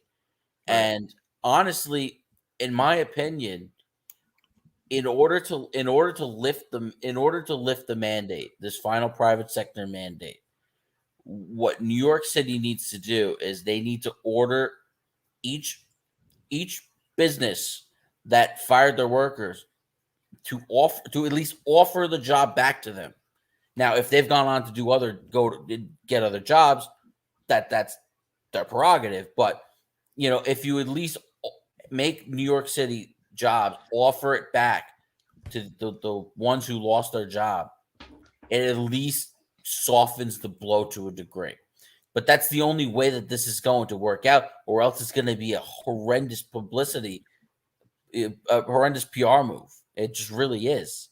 Who knows how it's going to affect the Mets and the Yankees. We don't know the exact number of players that are unvaccinated, and if you're the Yankees, because this doesn't affect the Mets because the Mets don't go to Toronto, but if you're a New York Yankee and you're unvaccinated, you stand to lose 93 games. That's crazy.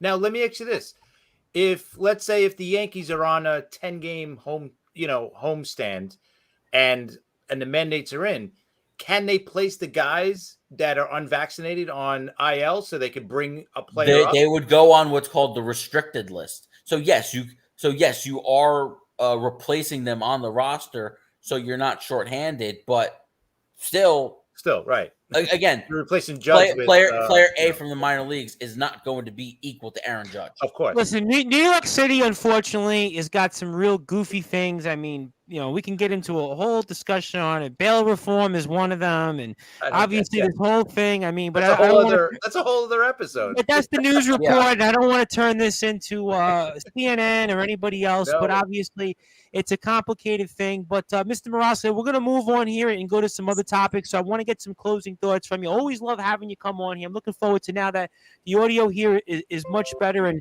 I have a comment from Mark Hernandez I want to get into because I'm going to transition to football in a second here first. So, Mark, we'll hang on to that comment. But, Mr. Maroska, I got to give you some closing thoughts. I want you to plug social media, and I can't thank you enough. Yeah, just one quick thing. We knew this was going to happen. DeGrom, of course, is opting out of his contract. It's a no-brainer. He has to. So this, this season they will not be talking about contract or anything. He's just going to concentrate on pitching, and whatever happens after the season happens. So you knew he was going to opt out of his contract. He had to, definitely. And as far as my social media goes, you could get me on Twitter at @Maroska and on Facebook at Rob Maroska. And it's great to be back. A lot of fun talking baseball with you guys, and looking forward to it next week. Absolutely, Mr. Maroska. Looking forward to having you a part of the streams each and every week. Very, very excited that the audio is much better here. We'll have a lot to talk about now that the baseball season is coming and kicking into full gear. So looking forward to speaking with you next week, and looking forward to having you a part of the team once again. Take care, guys. And that was our longest tenured analyst here, Rob Maroska here. And we have a comment from Mark Hernandez, who joined us last week. And I want to get to that because that's why I want to transition, because we do have a Tobacco Road Sports Radio audience, and I want to cover some things for them. And he goes back here and says he thinks that Cole Beasley would be a good fit for Green Bay. I mean, anybody want to answer that? It's a solid little slot move. I mean, it's not replacing the impact and value of Devontae Adams, but it's definitely a good start to rebuilding the wide receiver position for the Green Bay Packers. I mean, because right now Allen Lazard projects to be your number one receiver. I mean, even Marquez Valdez-Scantling, I think if he hasn't signed, he's still on the free agent market. So they're incredibly thin. They're incredibly thin at the wide receiver position. So, I mean, right now they could take any kind of upgrade. And for anybody else here, and I do have a story from Justin that he gave us that I haven't got a chance to get to because we had Rob Maroska, which I'll get to in a second. But for Chris and the Brute Force, any thoughts on Cole Beasley maybe being a fit for the Green Bay Packers? Yeah, I think it's a possibility. And you know what? You could even throw in that he's already played in the cold weather a lot with Buffalo. That'll help him, in Green Bay. So I don't think it's a bad idea to at least look into it at the very least, because they do need to add wide receivers, because even if Adams was there, they still needed to add another piece or two at the wide receiver position. So they're going to be players in the draft now because they have the extra draft pick. So, and it's a deep draft for wide receivers. So I could definitely see them drafting one, even two guys in the draft. But there's still a couple of guys out there that are free agents that they could look into. I think Landry is still out there, at least. So, and Beckham is still a free agent, but you don't know how much, how many games he's going to play this year with the injuries. So, yeah, that's a little bit of a trickier one. That might be somebody maybe you wait off. So, but there's options. I think, but Beasley definitely should be one that they should look at for sure. Okay, for you, Brad, very quickly on Cole Beasley before I get to Justin's breaking story, which sorry, Justin, I'm 40 minutes late on, so I'll get to that after we get Brad's quick thought. No worries. Yeah, well, I'll first start it by, I'm sure everybody's wondering why I'm wearing a Devontae Adams jersey today. Yeah, actually, I am wondering. I said it 45 minutes ago. First of all, for all those that celebrated St. Patrick's Day yesterday, I wanted to make sure I wore some green. So that's number one. Number two, I no longer can wear this jersey because Devontae Adams is now on the Raiders. So I wanted to, wear it one last time here on the Sports Report. But to that point, okay, listen, all right. First of all, Devontae Adams, I mean, come on, Packers, really? You guys let him go like that? I know you didn't have the money for him, but, you had to find a way to keep this guy on the roster, and you didn't. So I'm just disappointed. But, it's not going to stop me from potentially taking Devontae Adams on the Raiders on my fantasy team. So, I'll always remember this, Tom Rice. I always remember him giving me one of these. So I want to make sure I give him a shout-out as a Green Bay Packer. He'll always be remembered as a champion. But listen, when it comes to Cole Beasley, all right, I think it'd be a great addition, but it's not the answer. I mean, you guys mentioned a couple names. I'll give you guys another one. How about Julio Jones? I mean, I know that he's that's a good one. Injury prone, but you need a legitimate number one. And I don't know that any of these names are, number one receivers that are on the current roster, to Justin's point. Allen Lazard, Marquez Valdez-Scantling. I mean, these guys are just complementary pieces. So they need a number one. I know Julio Jones is kind of past being the number one a little bit, but potentially with Aaron Rodgers can potentially make him look like one again. So, it depends on the overall.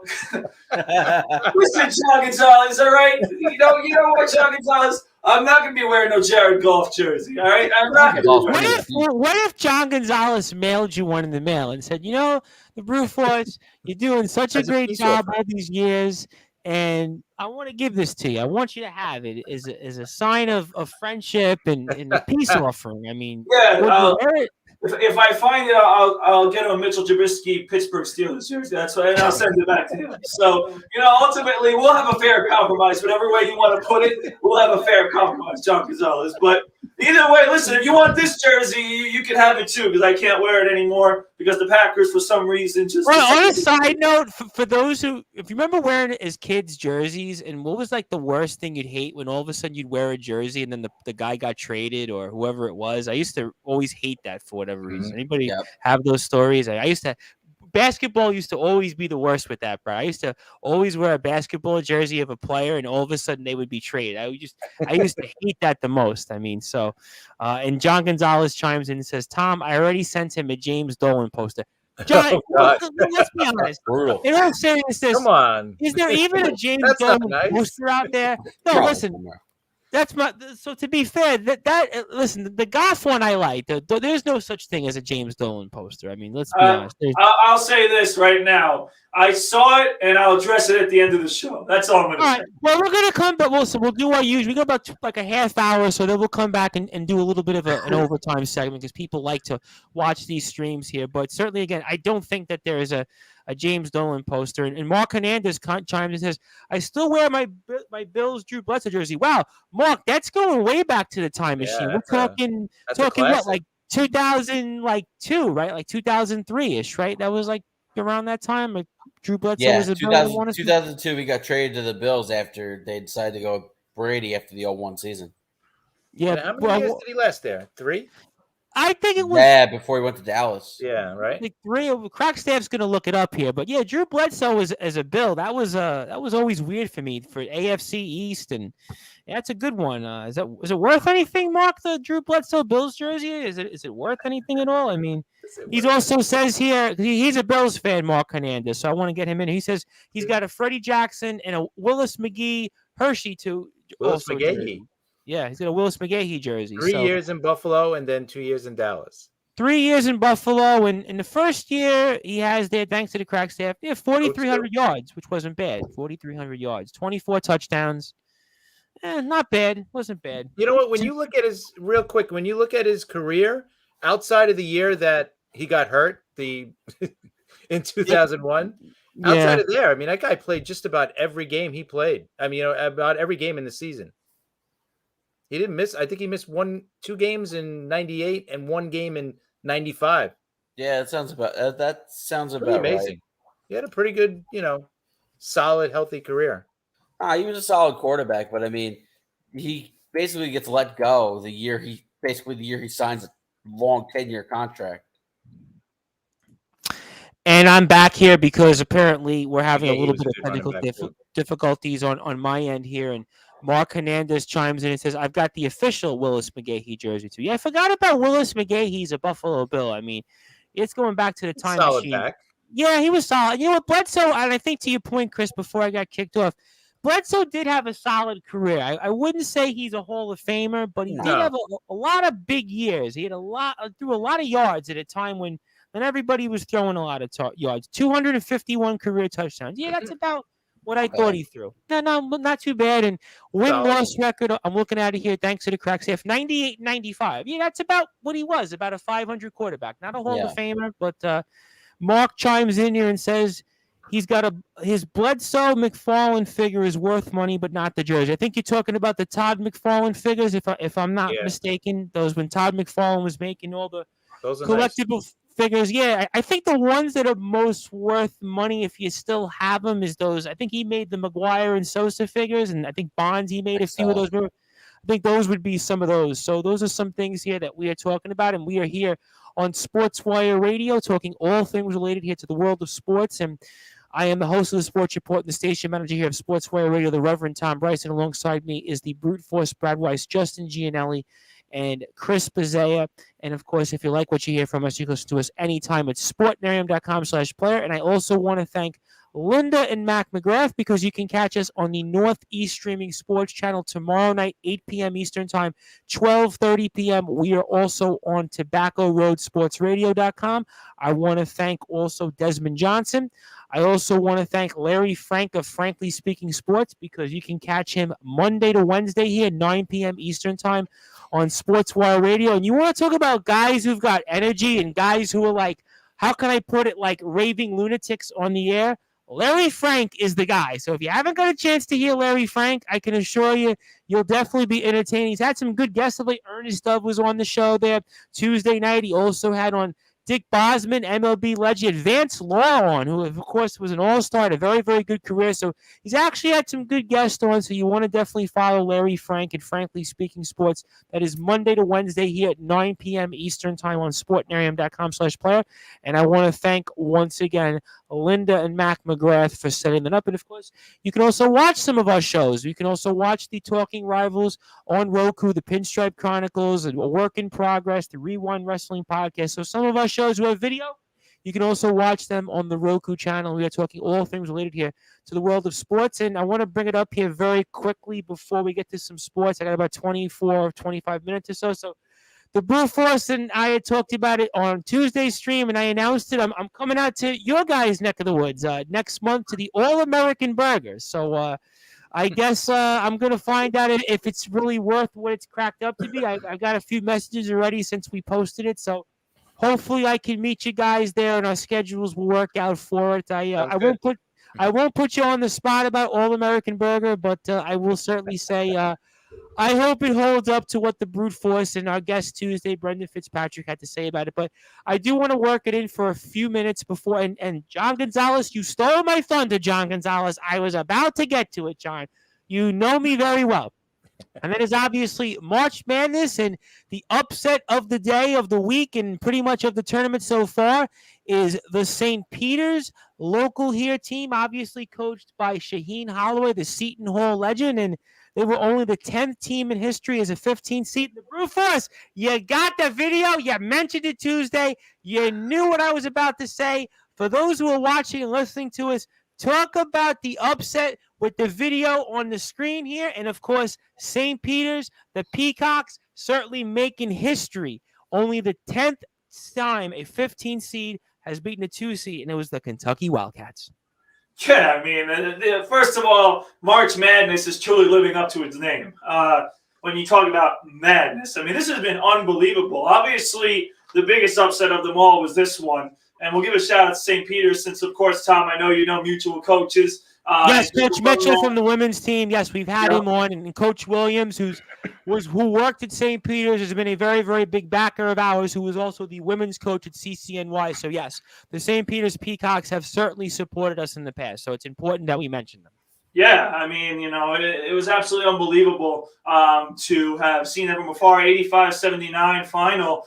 St. Peter's certainly took it to Kentucky. And Kentucky just wasn't ready for it. It almost seemed like they were, you know, just satisfied with being the 2 seed and overlooking. They let him hang in the game, you know, the whole time. They kind of just like let him hang in. It was almost like they just kept him on the ropes.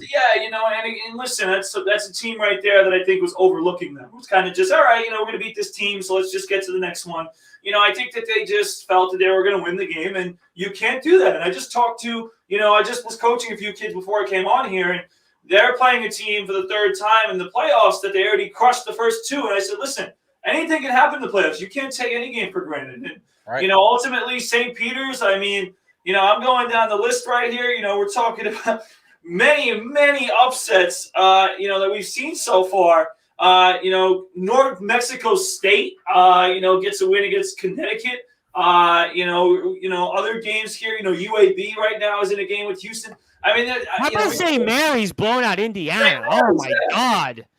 Yeah, I mean, I could go down Richmond. How about Richmond? Yeah, I was trying to say Richmond. I mean, so many upsets. I mean, it deserves this you know, light going right now because it's truthfully unbelievable. The games have been incredible so far. And I gotta say, UCLA and Arkansas were very lucky to come out away with victories there. Very lucky. Yeah, I mean, again, we could go, you know, game to game, but I'll be here all night. But ultimately, shout out to St. Peter's. Shout out to all those teams that got upsets. It was inspiring. It's been a great tournament to watch. There's been very few upsets. Very few non-competitive games.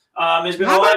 about, I don't know if anybody saw it. Maybe Justin did the Miami USC ending. I mean, that was kind of That was an incredible ending. That was I mean, again, ending.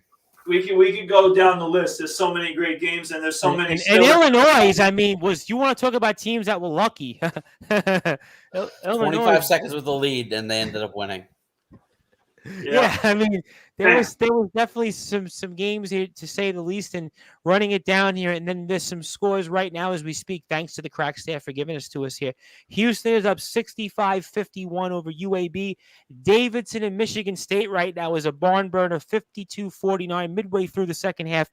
TCU is beating local Seton Hall 30-21 at halftime. Colgate early, though, 2019 over Wisconsin. 5 minutes in the first half or so left. So those are some games of note here. Also, Iowa State beat LSU, maybe a mild upset, 59-54. Number 1, Arizona disposed of Wright State 87-70. Duke advances 78-61. Texas beats Virginia Tech.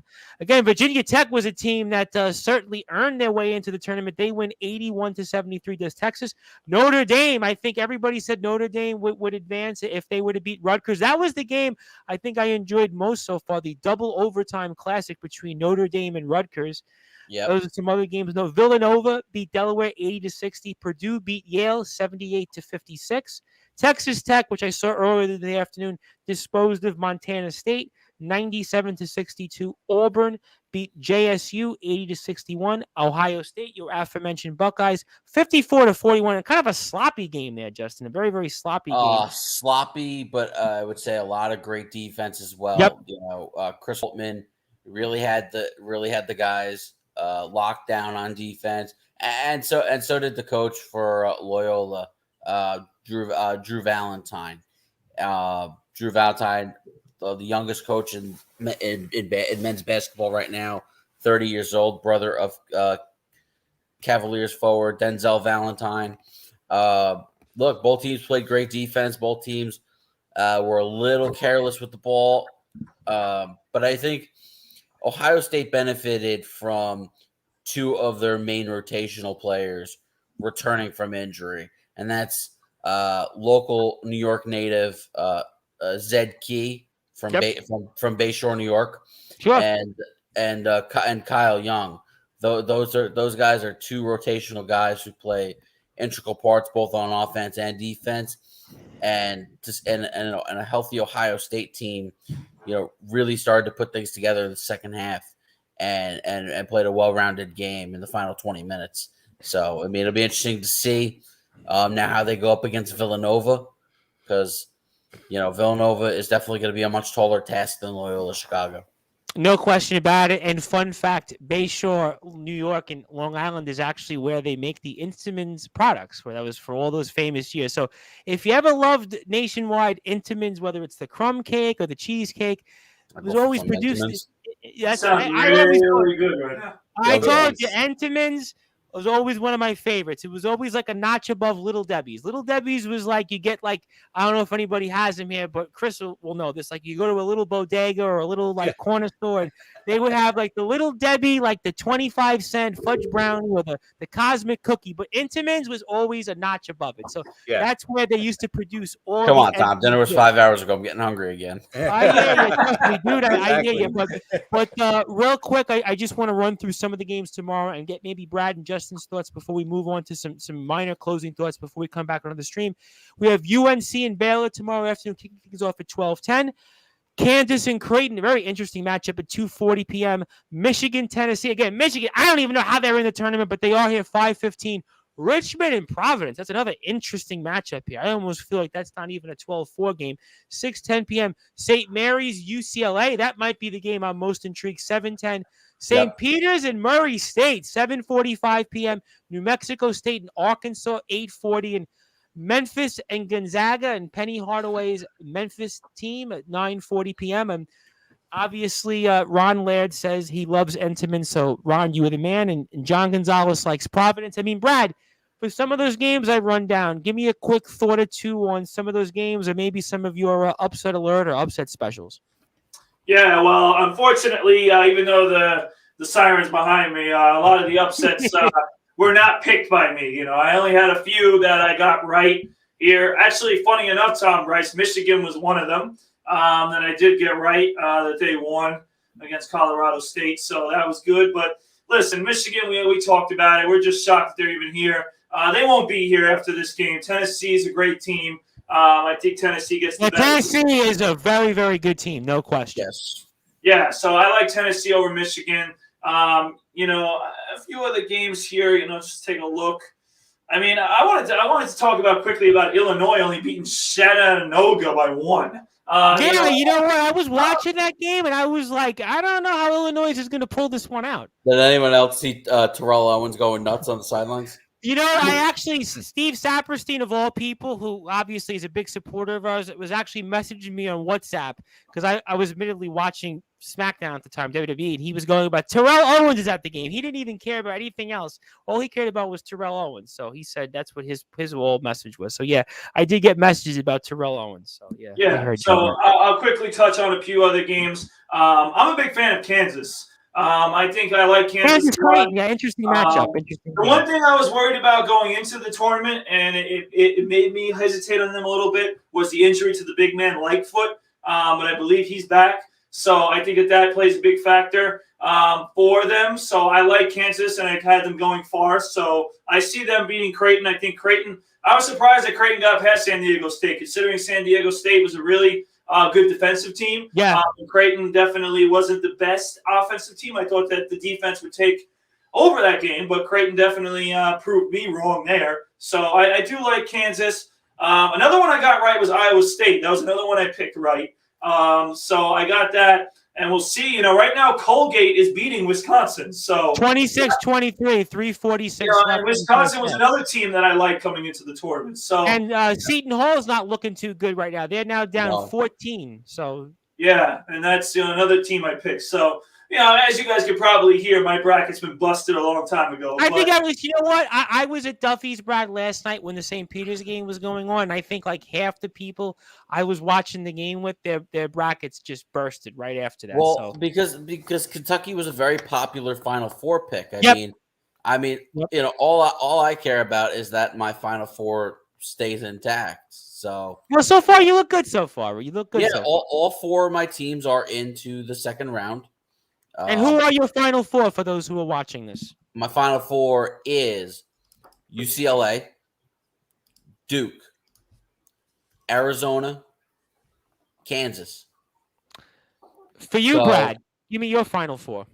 Yeah, so it's actually pretty close to Justin's. I have UCLA and Texas Tech, and then I have Arizona and Kansas. I did have a similar one, and my winner – or my matchup was UCLA and Kansas, and I had Kansas winning. So I had UCLA. Boy, were you sweating last night, then, Brad? Boy, were you sweating? I had UCLA versus Kansas as well, with UCLA winning the title. Now, I think last night. I think let's get to UCLA here. I want to talk about that game because I did watch that a little bit. Go ahead. Yeah, let's get to UCLA a little bit because they're a popular team because. You know, they made the Final Four run last year, and this is a team that brought back a lot of the same guys. You know, with Johnny Juzang and Jaime Jaquez and Jules Bernard, you know, a lot of familiar faces that we recognize from last year. Now, one of the things I want to give Akron a lot of credit with is the way they set their traps, and they were just double teaming the ball every time. You know, every time the ball got into Juzang or went to Jaime Jaquez, they would double, and it forced UCLA into either bad shots or into turnovers, and they committed more turnovers than they're usually accustomed to. Now, within the final 6 to 7 minutes, they kind of broke through that double team, and that's when their offense started to get going, and that's when they were able to start to get into a rhythm. And you could kind of tell Akron didn't really have the offensive punch. No, and they struggled the last 6 minutes of that game. That was where UCLA's talent won it. Yeah, and I think that this game served a very nice wake-up call to UCLA. I think they're going to come out sharp tomorrow against St. Mary's. I really do. And Ron Laird, I mean, what an interesting bracket he has. He's got Duke, Purdue, Villanova, Kansas with Purdue winning. That's an interesting one, a very, very interesting one.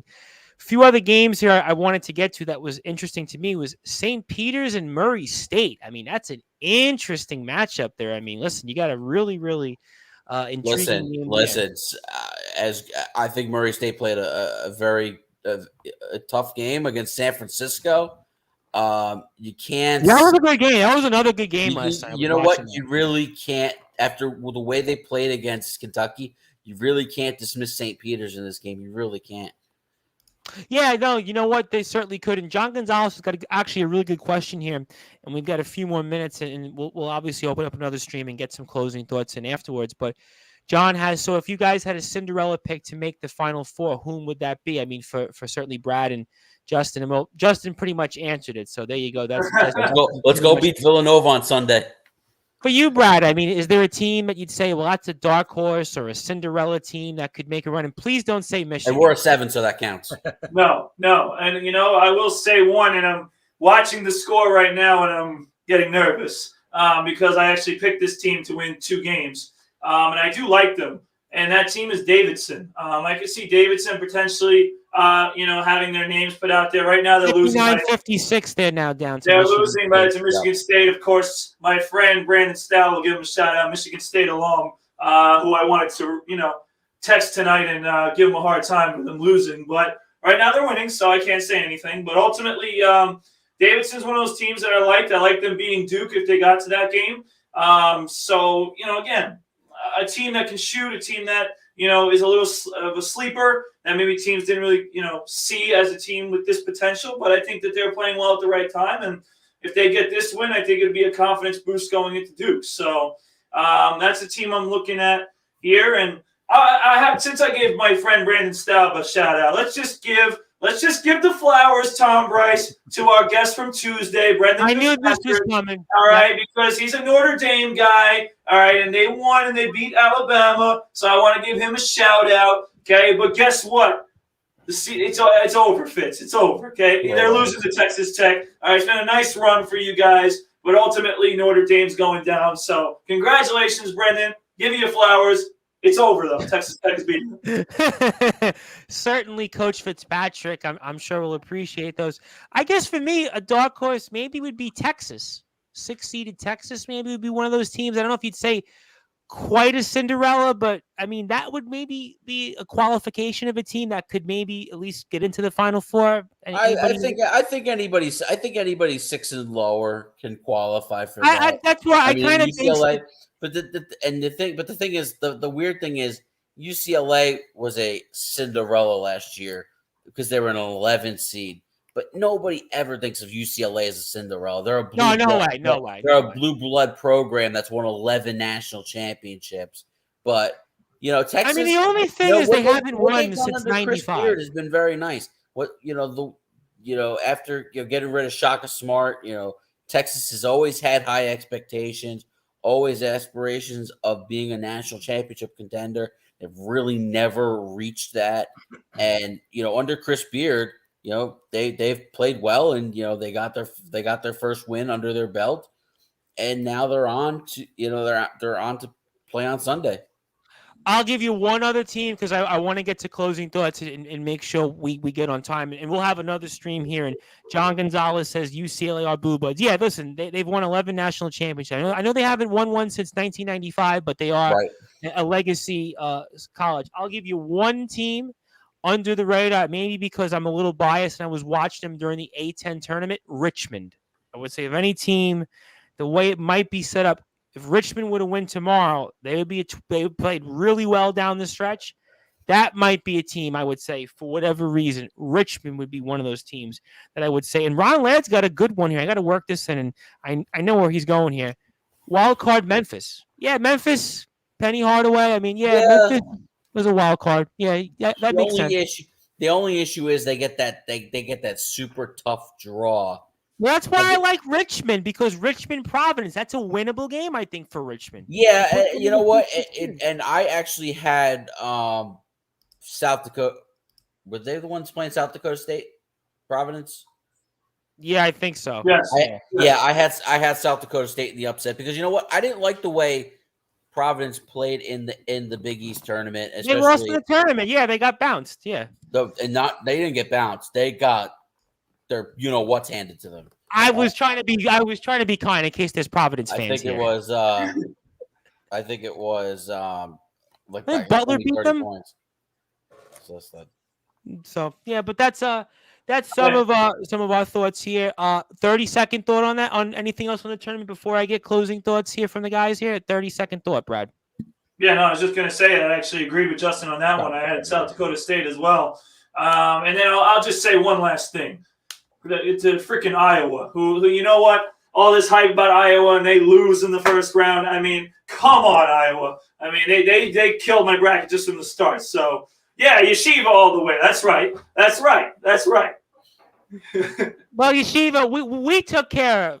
The SJC Golden Eagles took care of Yeshiva. That's why we knew that Yeshiva. No, in all seriousness, we love Yeshiva here. In fact, we want to thank Ryan Terrell for actually sharing our video that we spoke about him and Brendan Fitzpatrick. The program is, been very gracious to do that. So I really want to thank the team and the program, and certainly Ryan, who's got a shot to play in the NBA. And it was very gracious of him to share our clip on Instagram. It's probably actually one of the biggest clips I've ever had on Instagram. I think I had almost 500 people view the clip. So, I mean, all credit to Yeshiva and the team, and we spoke to some of their players, so I want to make sure that I recognize them, and congratulations to him and being the D3 Hoops Region Player of the Year. So I want to do that and give him a thanks and congratulations on his great career, and I want to give everybody a quick closing thoughts, and we'll have another stream opened up here for a few minutes and a few other thoughts anybody wants to get off their chest. So, Chris, I turn it over to you. Plug your social media, anything else you want to say, and I can't thank you enough. Thank you. Talking Rivals. We'll have a new episode Monday. Me and Patrick wrapping up some more free agency talk and start getting into previewing the season. And then Wednesday we'll probably have the Liftoff Jets show, and we'll talk about all the craziness that's been going on with the NFL with Sharman, and Patrick will be joining us to give us some we'll be talking draft. We're going to be doing the quarterbacks and running backs this week. Oh boy, I'm looking forward to hearing tomorrow's show because I'll be listening to it as I haven't got a chance to play it. So excited for that. And again, everybody can please follow Chris Bazea at CP7NY, also Liftoff Jets and Talking Rivals on Twitter. And on this week's episode, real quick, we had our friend Krista who she got. I know Krista. I saw that. Yes, I did. Yeah, she got a little famous. She got a video call. Braxton Berrios. So she's a cutie, Krista. She's a cutie. We're good friends with her. We talk to her all the time, so it was good to have her on. Just for just to talk to her about it. Well, if she wants to talk anytime, the floor is always open for her. But that's a different topic for a different discussion because we are on the radio here. And Justin, I want to give you the floor very quickly. Give me quick closing thoughts. Anything else you want to plug before we move on to an next stream?